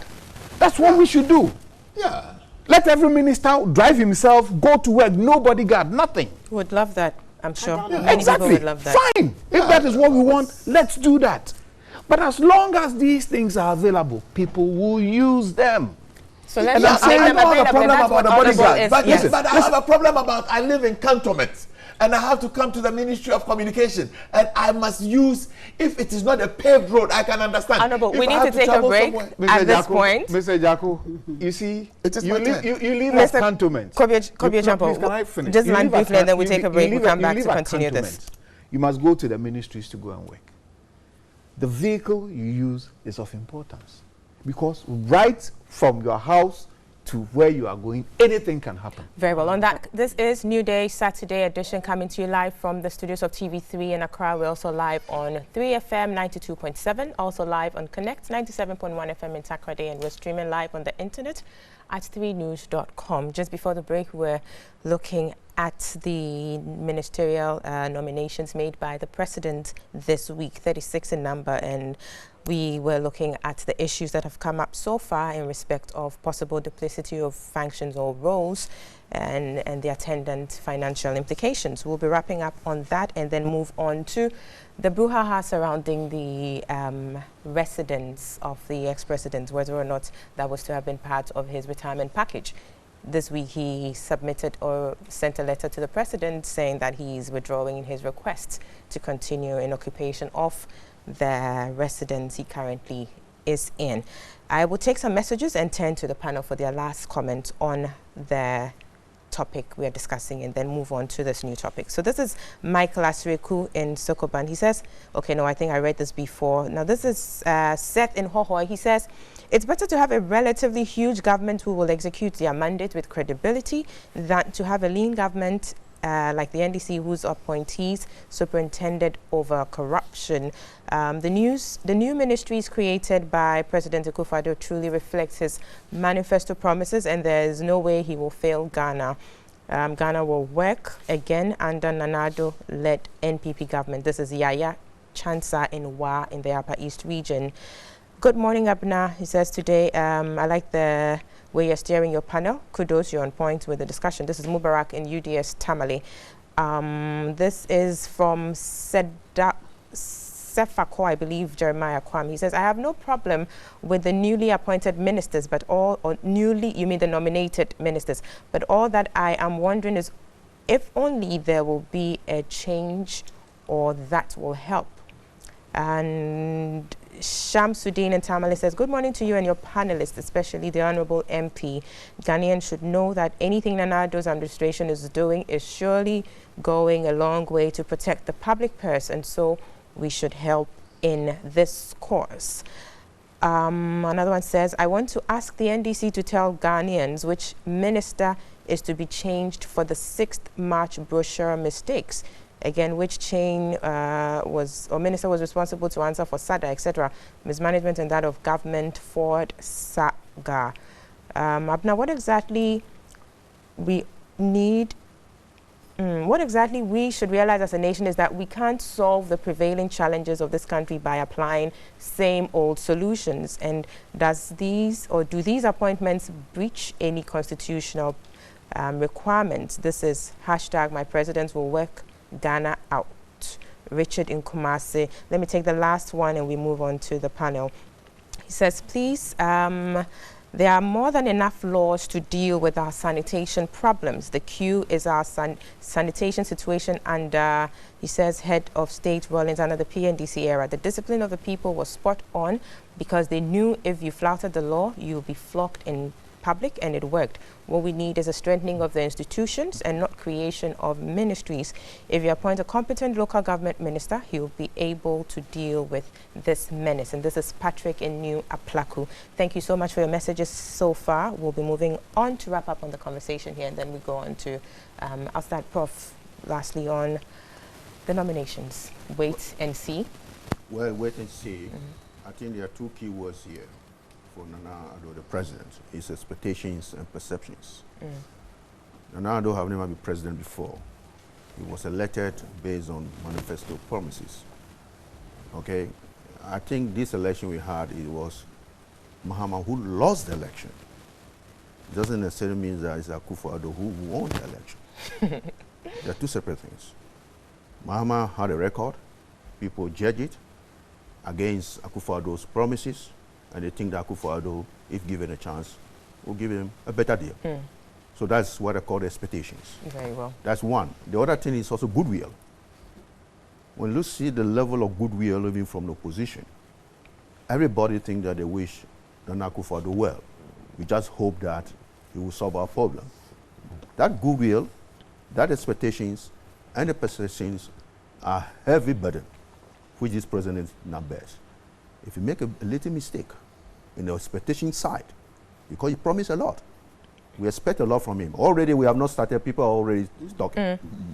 You see, when you look at previous government, I mean, we were a little bit patient, give them 100 days. But this one, the guy just started. People are saying, hey, you promised this, you promised this, you promised this, you should deliver yesterday. Yeah. So expectation is big time. Perception is very, very important.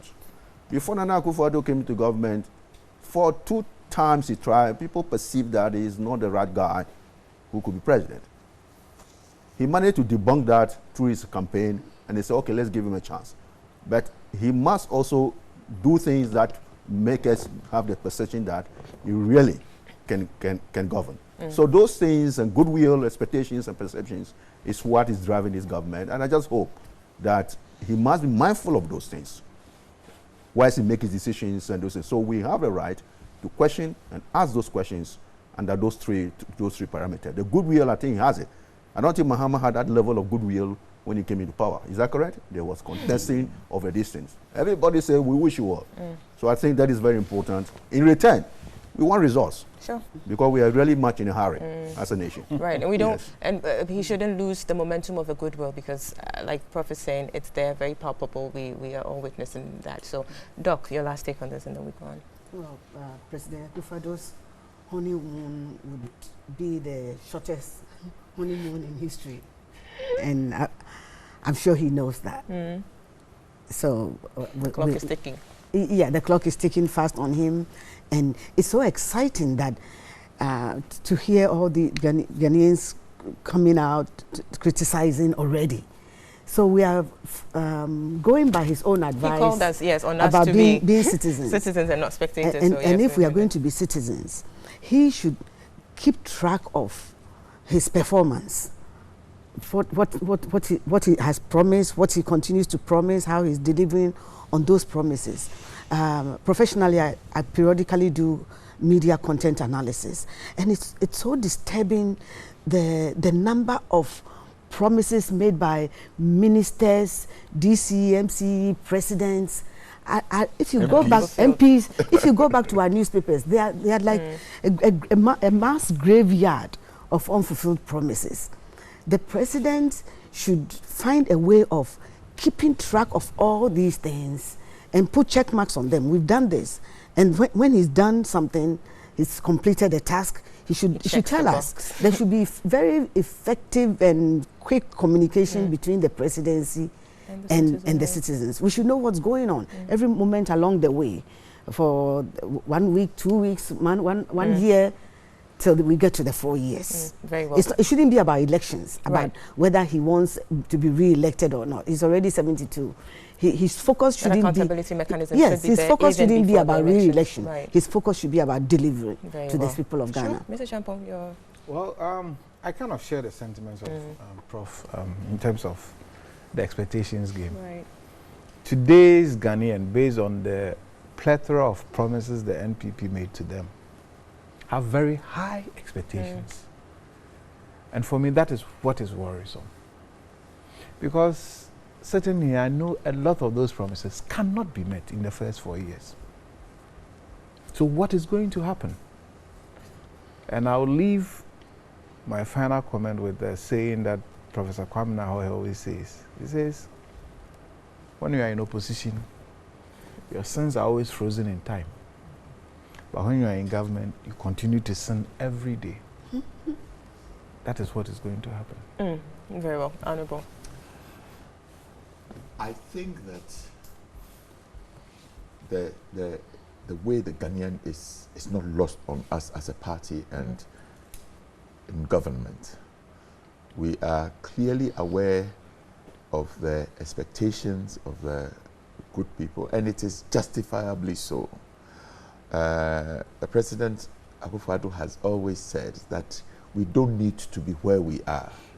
This is a very rich country. I am told, there's a professor here, and he should correct me if I'm wrong, that there is a maxim that was, I think, popularized by Professor Adai. He said that leadership is cause. There's cause and effect. Leadership is cause. Everything else is effect. I believe, given our resources, if good leadership is provided, the expectations will be met. I am not sitting here and saying that it will be 100%, but I believe that if the good people of this country see things happening, it gives hope. It gives a sense of fulfillment. I am hoping and praying that His Excellency the President will bring his own personal beliefs and the way he has carried himself in government to bear as a leader. Like we're saying, sometimes the very small things help.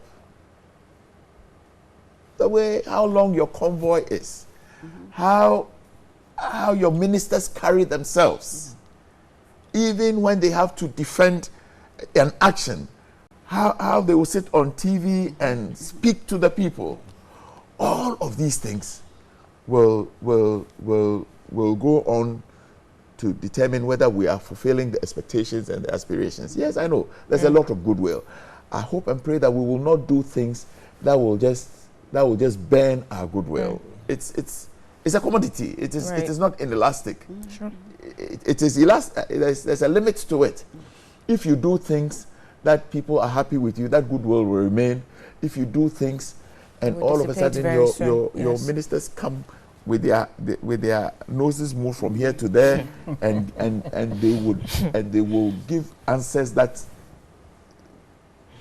then you begin to burn your goodwill. On that graphic note, we'll move on to the next topic. Very well.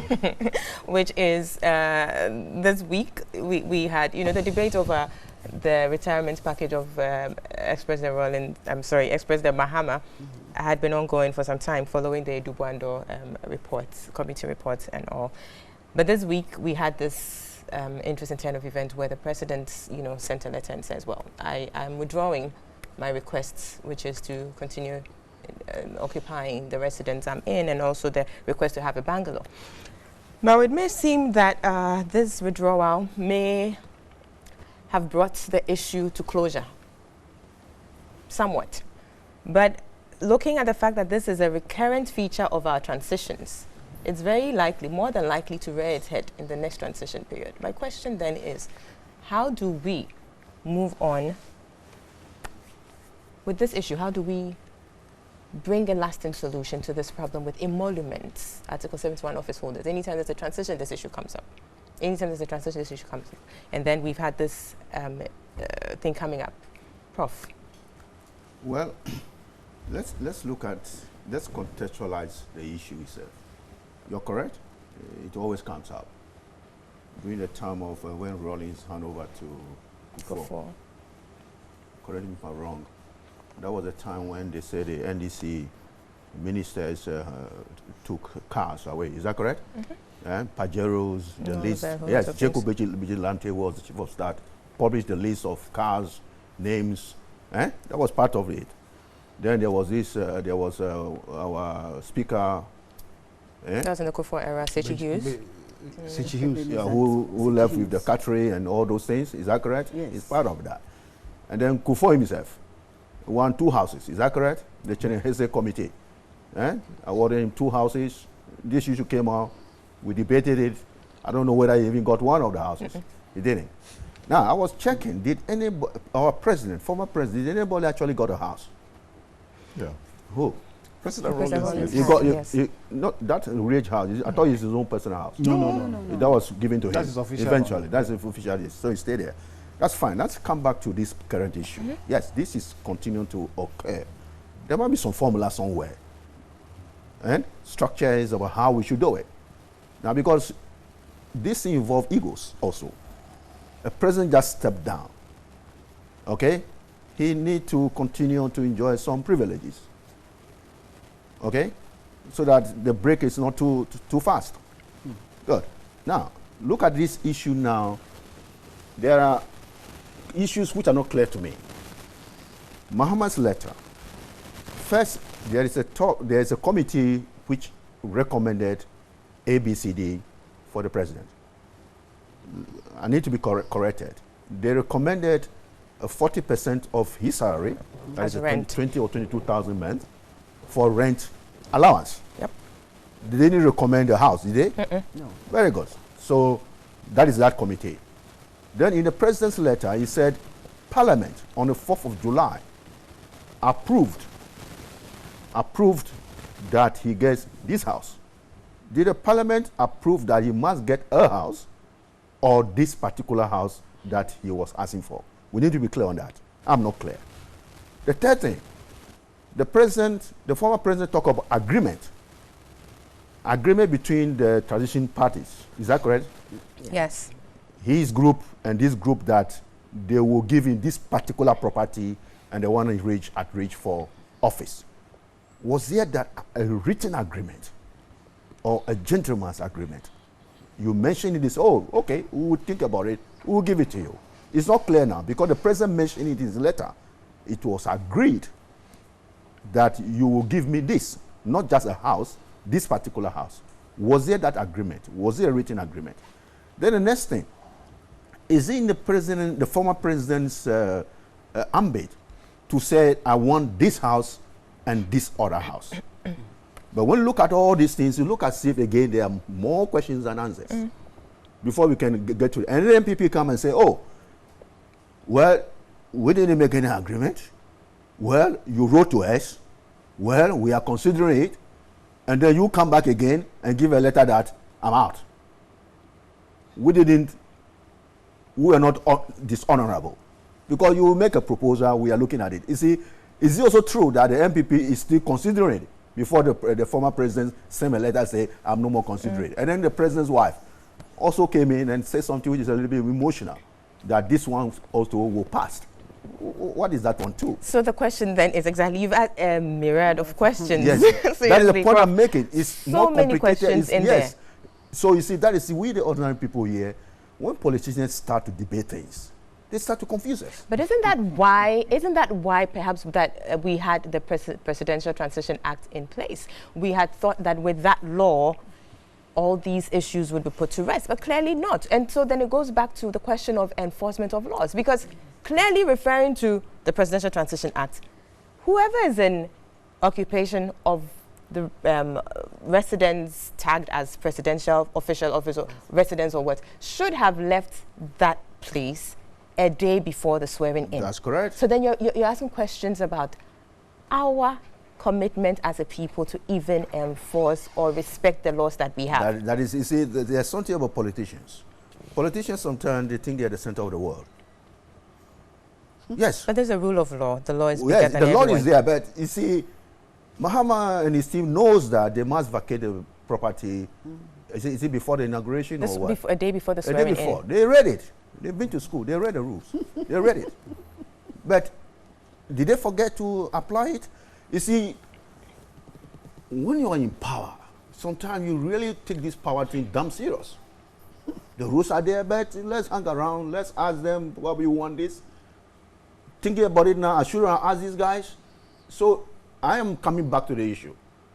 Rules will be there, guidelines will be there, they've all read it, but human beings are human beings, especially in Ghana here. Okay, let's do it our way. Let's see whether we can get out of it. I don't think the president, with all respect to the former president, did he actually ask the MPP transitional team that he want these particular two properties? Well, what we have as evidence is the letter that is out there, which makes reference to that. So we want to believe that that's exactly what it is. But moving on, the questions are there. But my thing is, yes, how do we solve it? And that is what I want to move on. Well, you can't solve it. You can't solve it. How much rules do you need before people apply it? Very well. You want to go to the details and mention no, you see, what we have now is enough if we really want to apply it. So it's about us sticking of course, and yes. respecting the laws. How much detail can you go before people actually apply things? Very well. You don't have to go through that details. Doc, please come in here. Let me hear you on this. I think sticking to the laws. Yeah, I think that particular incident was, for me, very petty and embarrassing to the country, because we had a beautiful elections, but right after the elections, then the scandal of plagiarism, scandal of the president, I want this house, and I want the one I join in, and by the way, I want another one located elsewhere. And these are the stories that have dominated the international news, and it is embarrassing. Yes, the laws have been written, the Transitional Act is there. Why can't we just follow it? We watch the so-called best practice examples in Britain, number 10 Downing Street, on the day of takeover, whilst the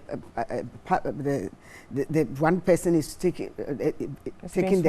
evacuating the things from the back door, another person is entering, and we look at it. We've all watched this on TV, and we think it's beautiful. Why can't we just do it? Why do we like to cut corners? So if at the very high level of presidency, we the citizens, we see them, our presidents, cutting corners, that the Presidential Transitional Act says we give you 40%. Then it's almost like a backdoor agreement that, oh, by the way, I want this house and I want that and I want that. What kind of example are we setting for the citizens? This must stop. As he said, the laws have already been written. You can't write and maybe do we have to bold it, capitalize it? What more do we need to do? It's written. What is written is written. So it's about people respecting Ghana enough to stop embarrassing the country, but from the presidency or ex-presidency and all of us. We should stop embarrassing our country, so the country will continue, will have goodwill and peace of mind to develop. Very well. For the majority of our population, some of them right now as we speak have not eaten. They do not know what they are going to eat. Meanwhile, we waste precious time talking about who gets what house and who doesn't. It's petty, it's annoying, and it's unnecessary for our country. Very well. Mr. Champon, your take on this thing? You know, there's a saying that what? Facts are sacred, but comment is free. Now, we are sitting here talking about these issues without going to the real facts of this matter. And for me, that's why I worry. Because I see that... I mean, what's more factual than you complying with... No. Yes. You see, that's where I have a serious problem in this country. Let us hear that. Look, after the elections, Nana Akufo-Addo requested a meeting through Otumfuo Osei-Tutu with President Mahama. They had this meeting. But where's that? We don't have that. You see, that's the point. We don't have the benefit of good. those. Yes, so of those, and there's nothing here suggesting that it's... Let me finish. At this meeting, President Mahama requested to keep where he is staying. Nana Akufo-Addo agreed. This was followed with a letter from the Chief of Staff then, Julius Debra, to the transition team. Backdoor arrangement. It's not a backdoor arrangement. It is. But you carry on. It was followed up with a letter to the transition team, making that request formal. Okay? So that request was done. Now, if for some strange reason you don't want to follow that agreement, all you need to say is that I don't want to follow that agreement we had. That request was unnecessary. Please. Mr. Commissioner, if you have a thought, please go on. Because in our transition, every president is supposed to be provided with a house. Isn't that what happens? It depends. Isn't it dependent on the committee report? No, see, you are getting it all wrong. No, so tell me, in which statute, for instance, do we have that responsibility as a country to former give? President Rawlings was provided with a house. According to a committee of emoluments report. Exactly. It's the law. No, but that law doesn't survive that time. See, it ends. No. And then there was a Chinwihesi report. Yes, but then we had Professor Rama Adi. Former President Kufuor was provided with a house. He got a house. Where's the house? Listen, please. Okay. 2 houses were bought in Trasacco under the Mills administration. Former President Kufuor didn't accept his. The same thing, Rawlings also didn't accept his. But those were done. But Mr. Chapo, no. It's good. Let me interrogate this a bit. Okay. Those houses you said were bought, they were bought pursuant to what? Because that is what the Constitution says. The Constitution didn't say this, please. Listen, okay, even if the Constitution didn't say this, listen. Mr. Chapo, you are referring to facts. Just a minute, gentlemen. Honorable, please, yes. Mr. Chapo, we are having a very important conversation here. Yes. And you made an allusion to that fact that facts are facts and we need to consider them sacred. Yeah. So let's get it straight. Whatever package is given to a retiring president should be pursuant to a committee report. And this committee is a committee for presidential emoluments and all. Yes. And I'm telling you, the Constitution makes provision for the setting up of that committee. But whatever the committee recommends is not in the Constitution. It's for the committee to do. Fine. But you remember there's a committee that is set up to deal with these issues. And that is specific to each term. Exactly. It doesn't survive that term. This is what happened under this committee. Which committee? The Dubuando committee. Very well. They recommended a house? Yes. Now. But that is not true. That I can say on authority. There was no house in that package. That is why an amendment was taken to Parliament and it was passed. The following day. Exactly. Yeah, it's okay. Yes. It was passed by Parliament. So don't say that the Dubuando committee recommended. Yes, so that clarification has been made. The But you see, that is an never made that recommendation between the two men. You see, what we are forgetting is that the two people met and decided on these things. But we need to look at the validity of that meeting. Not president. It doesn't really matter. He was president-elect. Please allow him. Please, yes. Exactly. Very well. You see, he was president-elect. He called for the meeting. The meeting had a gentleman's agreement between the president-elect and the then president.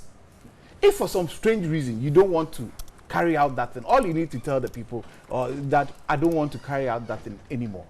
But the way it went, making it look like the president was taking a house that he was not entitled to, was just bad faith. Just pure bad faith. That's it. Pure bad faith. You had met. That is why in President Mahama's letter, he made copy to Otumfuo. Yes. Because of that because we met. 3 of us met and took a decision. And therefore, he referred to the Otumfuo to that issue. I am praying that after the Otumfuo has gone through his mother's funeral, he will come out and issue a statement on this. Because we need to be truthful to ourselves as a nation. So, okay, so... we need to be very truthful to ourselves. The 2 leaders had an agreement. Okay. If you don't want to meet that agreement, just say, I don't want to meet it. Very but well. for us to go back and forth and create the impression that the president is taking a house that he didn't own was wrong. Very well, I get that. So, Mr. Fundamentally Kobiachampo, wrong. The concern here is for the president to be open, if you like, about the fact that there was that initial agreement. Yes. But not to say that because there was that agreement, the country is bound by that agreement, and so we should give the house. Is that no? There are two things. In presidential transitions, as far as this country is concerned, the leaders have the opportunity to come to terms with certain things. We as citizens are always not privy to those things. We as citizens are not privy to those things. No, but you see, Mr. Kobiachampo, if you say that, I would definitely come back to say that that unfortunately is not the best of positions, because we are the sovereign people. We give the president the mandate. And so, look, when President Rawlings was leaving, so we question the validity of such President agreements, Rawlings was anyways. leaving, how many vehicles was he allowed to take with him? Very well. You have made your points. You still insist that fine. Given that agreement, the president should have been given his house that he currently resides. That's it. That's what you're you're saying. If you're not going to do it, just say, I will not go by the agreement we had anymore. And that would have put the matter to rest. But this issue of going back to transition, leader of the transitions, and arguing back and forth, creating the impression the president was taking a house that he was not entitled to, was fundamentally wrong. But again, what is interesting for me... And the second point that we seem to forget is that the president was still living in the vice president's house. Which was still an official residence. Yes. So which house was he taking without going through the transition process? No, but you see, the Transition Act makes reference to both the vice president's residence and the president's residence. So either way, that residence was up for, to be given but up. it was because of that agreement that the president stayed in that house till transfer, Very well. We need to move on. Let me move on to Honorable Ejako on this. A number of issues coming up. You take. I can completely agree. It is an absolute truism. The truth is sacred. As for comment, it is free. I can choose to comment. That's why we are here. Truth is sacred. There is a constitutional provision that deals with what we call the Article 71 office holders. Let me state, for the record, that when you speak of the Article 71 office holders, it is government. And government is the executive. Government is the legislature. Government is judiciary. Government are constitutionally mandated offices, like the Auditor General, like the National Media Commission. National Media Commission, like Electoral Commission, like National Commission for Culture and Civic Education, National Commission for Civic Education. NCC, National Commission on Civic Education. All of those are part of the Article 71 office holders. Yep. And there is a provision that says how their emoluments should be determined, there shall be a committee formed that will determine their emoluments. So there was a green street that determined how exiting President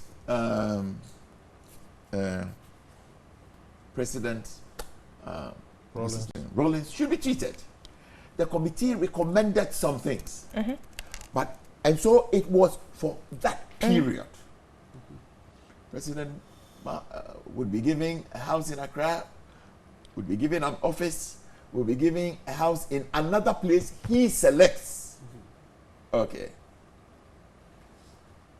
It is the place he selects. He should be giving 2 cars. He should be giving opportunity to travel on state expenditure. He should be giving a certain level of security. He should be this, and all of those things will happen. At the termination of President Kufuor's presidency, there was H. in Rehese report committee that was formed. Indeed, it is important to place on record that when the report came up to be approved, President Mills, may his soul rest in peace, decided that he will not accept the recommendations of that report and went on and did something which I think was unconstitutional. Constituted the man who was at UAC, what's his name? Ishmael Yamson. Ishmael Yamson. Clearly in breach of the Constitution. Clearly. Out of what I consider from hindsight, populism. So, the Chinirese committee had also recommended some things. As far as I am concerned, as of now, many of the things have not been done. But I believe that President Kufuor has borne it with equanimity. It is said that some houses were bought. I know this for a fact. President Rawlings rejected the house. He says, you don't do something and call me like a small boy and lead me to it. At least the expectation is that you will say, tell me that you can spend 10 cedis on it. And then let us, but you don't do it and bring it to me like that. Okay. But before then, let me even go back. Honorable, we are running out of time. We have some other topics to look at. So please, let's just bring the conversation to the current state. This current one. Yes. I will also state here, I don't want to talk about who requested for a meeting from Otumfu. I will not state it. It is not important. But I will state that I find it unpalatable. I am careful about speaking about a high office holder. But I think it was completely out of taste. Knowing the circumstances about Article 71 office holders, for His Excellency, the former president, to have requested for his house. I think it was completely out of line. You have served this country. You have had a place to live. Even the agreement was that the state will provide. I think it is out of place for you to decide that this is what I want. You shouldn't have done that. I think it is completely out of place and out of character. But now, so as to the circumstances that have come up to it, I am happy that he himself had now there's that withdrawal. To withdraw it. I think that it was an unnecessary request in the first place. Very well. So moving forward, I want us to look beyond this point with that looking forward mentality. How do we deal with this? You know, the Constitutional Review Committee did extensive work on this, made some recommendations that we should have, you know, an independent emoluments commission to be established under the Constitution, and then the independent commission will be mandated to determine and review all the emoluments of all public office holders. And it says to accord with job descriptions and prevailing economic conditions. My question to you, panelists here, is do you think this independent economic emoluments commission, as proposed here, if it's set up, would actually solve this problem? Given that as it is now, we even have an act, a presidential transition act that says this, but we are not complying with it. If you permit me. Briefly, and then I have a take on. I think that this thing about Article 71 office holders is problematic. I mean, in all the transitions, and for me, I don't, the whipping boy has always been Parliament. Okay, people forget that it includes, it's a very wide-ranging thing. My view is that it is a constitutional provision, and the Constitution is owned by us. We probably need to go back, like there has been an attempt at constitutional review. We probably need to go back and find a better way to deal with this. It has recurred too many times, and it is quite problematic. It is not too good. I mean, my sister Yabedu, that roast plantain on Lagos Avenue, has an opinion, and the opinion is that you create the impression that you have come to save us and you are looting us when you are going. I think we must find a better way to handle this, so that from the president through the other office holders of the superior courts, we will do this properly, and then all this noise will go away. Prof, do you think such a commission would solve the problem? Well, not solve a problem. Certainly, we will make the things a bit clearer what needs to be done. The independent aspect of it is good, so that it's not there for different parties to go changing things here and there. Whether they will follow the rules is another matter altogether. And for me, let me just make one final point. I think we put ourselves in a jam as a nation. We, the citizens, didn't write these rules, you know. Some people were put together to write these rules, and then we had a referendum, we accepted it. If we actually have assets, we'll say, look, the guy has been president. I don't care which party. As a president, we pay him very well. He stay in a free house. He made some money. We're all struggling to build our houses. Now that he's finished his work, why don't you go and build his house and stay in? Why do we have to continue to provide him a house? I think most Ghanaians would say if the president have served, he made good money. Is that correct? We're all struggling to build a house. Why not all these people go and this thing? In Britain, when the prime minister is going to step down, they say he bought a house here. Okay? He took a mortgage. He took the mortgage and bought a house. Okay? Once we are done with you, we are done with you. Okay? Now, so what is going to happen? We're going to be here. Ghana is not going to vanish tomorrow. We're going to be here in perpetuity. So we're going to have a lot of presidents having houses, president house, we have 2 houses. Can you imagine? And the next 20, 40, 50 years, we're going to have a lot of the upstream former presidents' families have houses that we are paying for all over the place. So we need to be careful. Do presidents deserve, when people retire, step down, do they deserve a house? Very well. They earn enough money to build a house. So I think this rule, this independent committee, they want to say a commission. It's when a they proposal, put it really. Proposal, it's not, certainly it will make rules clearer, but if they still put in those rules, those benefits, those privileges, okay, onto perpetuity, I don't think that is fair. Very well. Let me come to you, Kobi. Well, briefly, then we'll move on quickly to the next. My point with this thing is that, yes, the independent committee would work. But you see, if you look at the whole Article 71, you realize that if we continue to make these provisions to presidents, it will not become sustainable after a time. Exactly. Yes, correct. So the issue has to be the sustainability of it. If we cannot sustain it, then we need to amend it. That's correct. So That's that what we need to. everybody will have a clear understanding that when I leave as president, I am not expecting this. Right. But in this current form, where you can meet with whoever has come in and agree on something. No, the current form doesn't allow for that. I think No. with I think that's a fact we need to get. It doesn't allow for backroom discussions or whatever. It allows. If you don't know, it does. Well, I have a law and I know what the law says, and I don't see any backroom. Assuming there was no hunch over this issue, would you be arguing about whether the president should stay in his house or not? Anyways, well, exactly. We need to move on. So yes, that's the point. We need to come to clear terms that look, effective immediately or effective sooner. We don't have to do this again, and let the country have that understanding. And I think everybody will be at peace. Will be at peace. Yes. I think we shouldn't continue this way, because someday, if we are not careful, our prime estates would all have been we'll have a presidential village or something like that. And then children and great-great-grandchildren of our former presidents. Yeah. They will take over Ridge. They will take over cantonments. This thing must stop. Very well. I must say, point out to viewers and listeners that Mr. Honorable Ejako had to leave us to attend to an emergency. So we're currently 3 in here. The panelists are 3 in here, but the conversation still goes on. We will be moving on to the next topic, which is another recurring feature of our transition, which is the seizures of of public installations and facilities, which is, I mean, it's not the best at all. Consistently, these things occur. We talk about them, but they still seem to occur. So the winning party comes into office.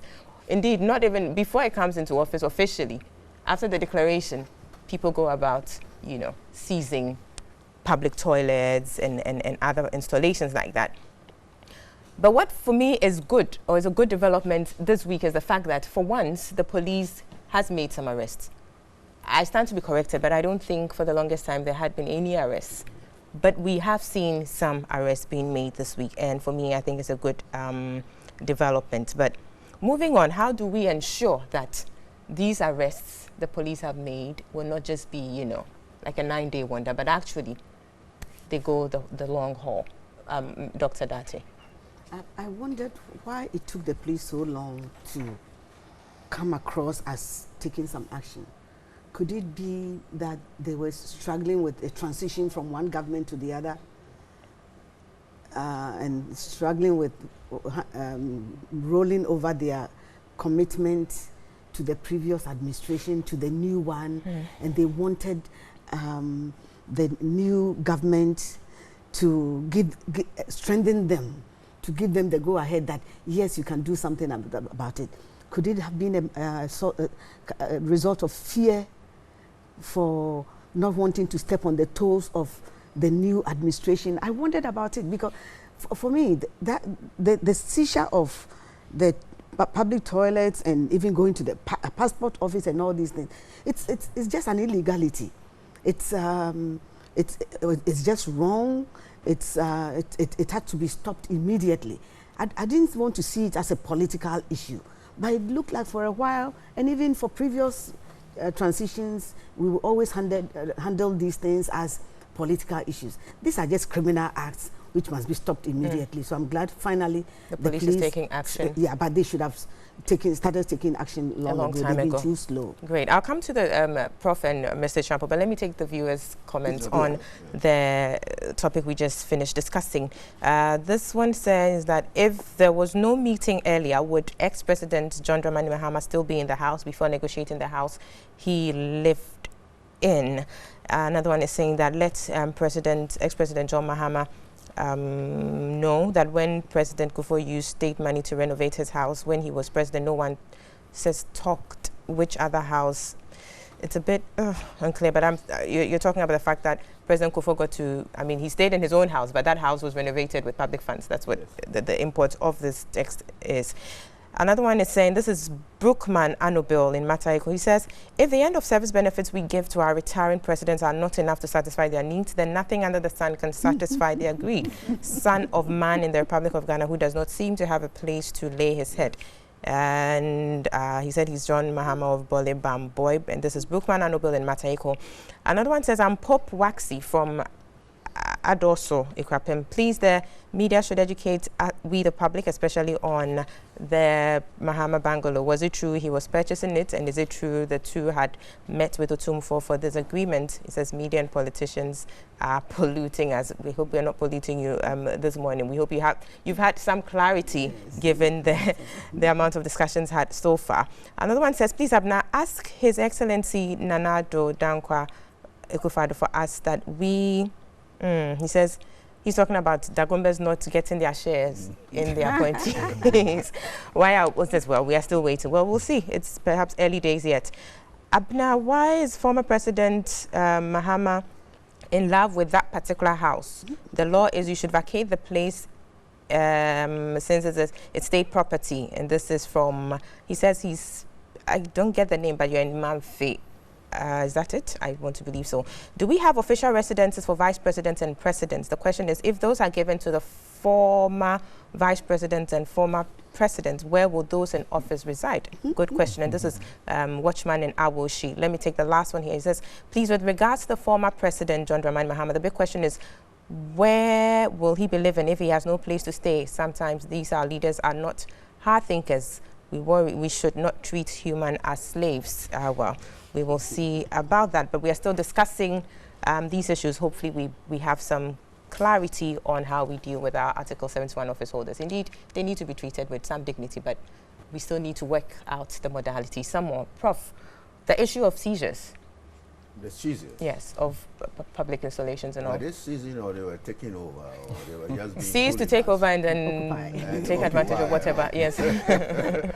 Well, I think, I mean, nobody in their right mind will accept this. But you see, at that level, that local level, constitutional level, the smaller ward level, there's different type of politics. When NDC is in government, their people take over the toilet, and that's where they make a little bit do to eat and keep body and soul together. They have their own dynamics down there. When NDC leaves, the MPP guys say, hey guys, we are in charge now. There's a little bit of that happening, but it's not right. Again, raising issues about law enforcement. That's correct. You see, in Ghana, we don't really obey laws very much, unless there's a threat that if you don't do this, we will lock you up. Okay? So it happened before. Okay, when the NPP left, the NDC guys in the local, this thing go there and take over some few things, say we are collecting the money now. We're stopping the cars from moving, we collected the money. Those people are just poor people who want to put body and soul together. But it's wrong, and it must stop. And they may also ask you, if you want us not to get this, see the president, they are getting houses, and they are entitled to this. These things do have an impact down there. This issue of, that I said, the politicians on Tanti, they're the center of the world. They deserve some things.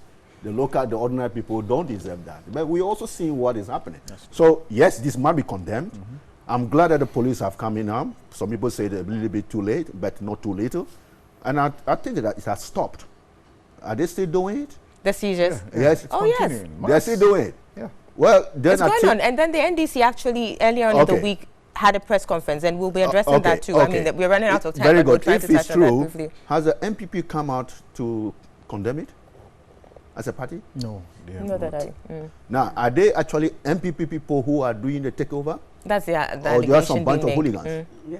Well, you see, we need to establish these things. If they actually MPPs establish that it's MPP functionaries at the ward level and at that local level, okay, who are just taking over because that's the way it's done in their neighborhood, has a party come out publicly and then tell, hey guys, you must stop this?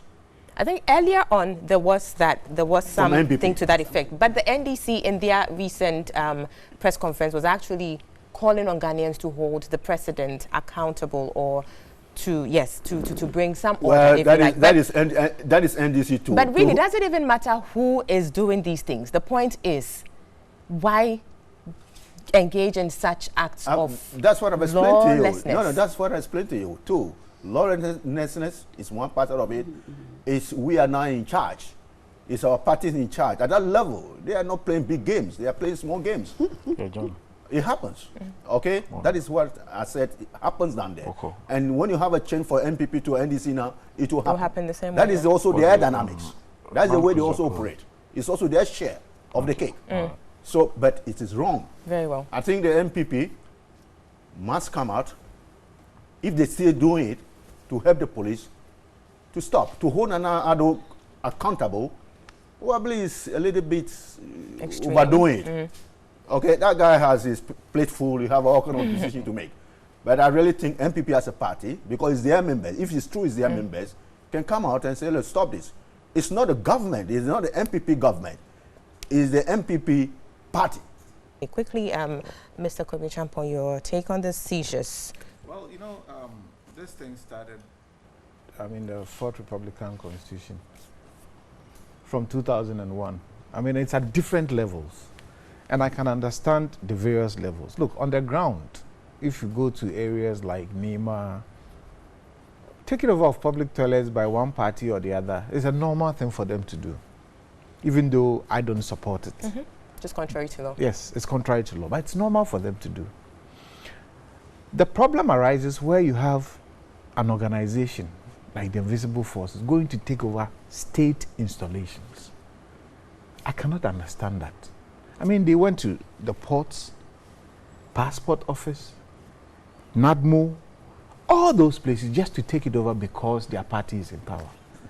The question is, don't we have people already working in those establishments who are public servants and therefore are supposed to be there to do their work? Why do we have to have people go to take over? You know, add the toll booths. You know, you go take over the toll booth, take the money and run out. I mean, what is all that? That is disorderly conduct. And for me, it's important that the police lives up to its billing, because if the police fails to do that, then we are all at risk. Because the police are the law enforcers. And as long as they are enforcing the law like they've done recently, it gives us a little hope that, yes, some of these things should not be countenanced. Other than that, we'll have major problems with every transition. And we are going to have a lot of them. As long as we are practicing democracy, we'll have a lot of transitions. So does it mean that every twist and turn, we'll have to get into this kind of situation? I don't think that is the best way for us. And we need to bring this thing to a complete stop. Look, we've gone through 2001, 2009, and now we've done 2017. 3 transitions. These are long enough for us to have a clear understanding of what we are supposed to do as a country. We shouldn't be going through these things anymore. You know, democracy is expensive, but this kind of democracy, I don't support that one, where you go and take over state installations. I don't agree with that. I want to add this. Sure. The police is very much aware of this trend. That at any point of transition, period, these things happen. I'm wondering, what preparations did the Ghana Police Service have in place to ensure that this could be curtailed? So looking at the proactive side, as yes. and then again, when it's done to what yes. they should have had plans on how to deal with this. And it doesn't appear that they did have any plans. So it just happened spontaneously throughout the country. Right. But the good thing is, yes, some arrests have been made, and I'm just hoping there will be no political interference here. The law will take its course, and then we would have some form of, you know, deterrence there. People will now see that indeed you can't do it and get away scot-free, because otherwise it will just consistently, you know, raise these issues. But how sure are we, or how positive are we that we are not going to see any, you know, interference here and there? Well, these things will continue. They are still happening, you know, and that is where I can't fault the police too much, because the police cannot be everywhere at the same time. And therefore, some of these things will happen behind their backs. But when they get wind of it, they need to take the necessary steps to stop it from continuing. And for me, that is what has to happen. You know, you can make a mistake not seeing the thing happening. But once you get wind of it, some action should be adduced so that these things will stop. And then when the acts are occur too, definitely some investigations could actually go into it. You need not be present for these things to happen in order for you to effect arrest, but you can actually, the unlawful acts that occurred, you go into it, investigate, and then make the necessary arrests that you need to make. Prof, you would say something? It's a good start. I think the police are now up to the job, and they must continue. And certainly, I will be very surprised if after all this publicity, all this condemnation here and there, and the police taking action, some of these people will continue to do this. Taking over state institutions, that was a serious one. Did they want to run the place? They actually got employment. I mean, they got themselves employed. Are they going to sack the chief executive? That one is unattainable. Certainly, you don't even need the police there to actually to stop that from happening. So let's hope. And I think, as I said, if it is true, it is the MPP functionaries who are doing these things, I think the party must come out clearly, loud and clear, and condemn it and ask them to stop, to assist the police. Very well. Yes. I will take some comments from viewers and listeners at this point. It's just about 4 minutes for us to wrap up here. This is Ezekiel in Wale Wale. He says, creation of new ministries will not in any way help Mother Ghana. This is not competent in any way. Nanado should be very competent. The country resources cannot support these new ministries. Competence, they say, is not easy at all.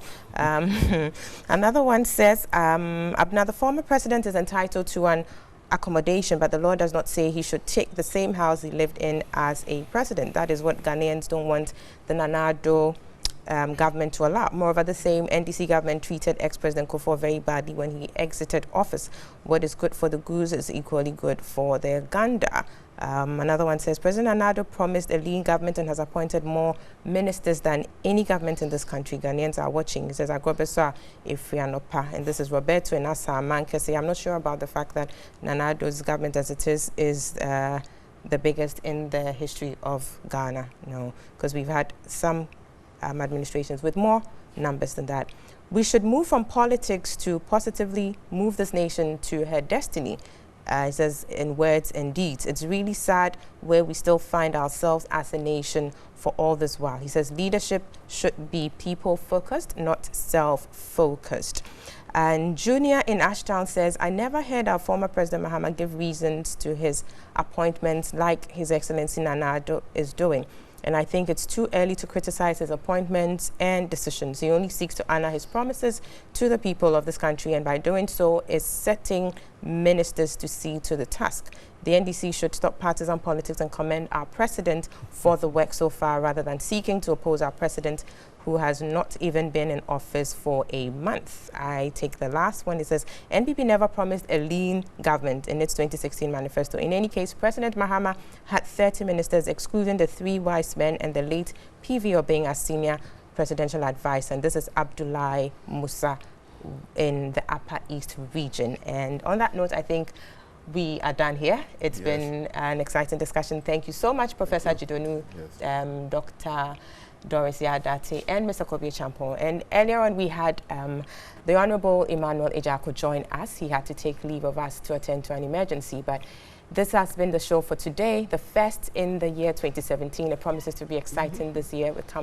We'll be coming out with bigger, better, and more insightful discussions here. But thank you so much for joining us as usual, and thank you so much for your contributions. We do appreciate that. We'll be back your way, same time, same place next week. Until then, my name is Abna Tebi. Do have yourselves a very good weekend and a productive week. Bye-bye. Thank you.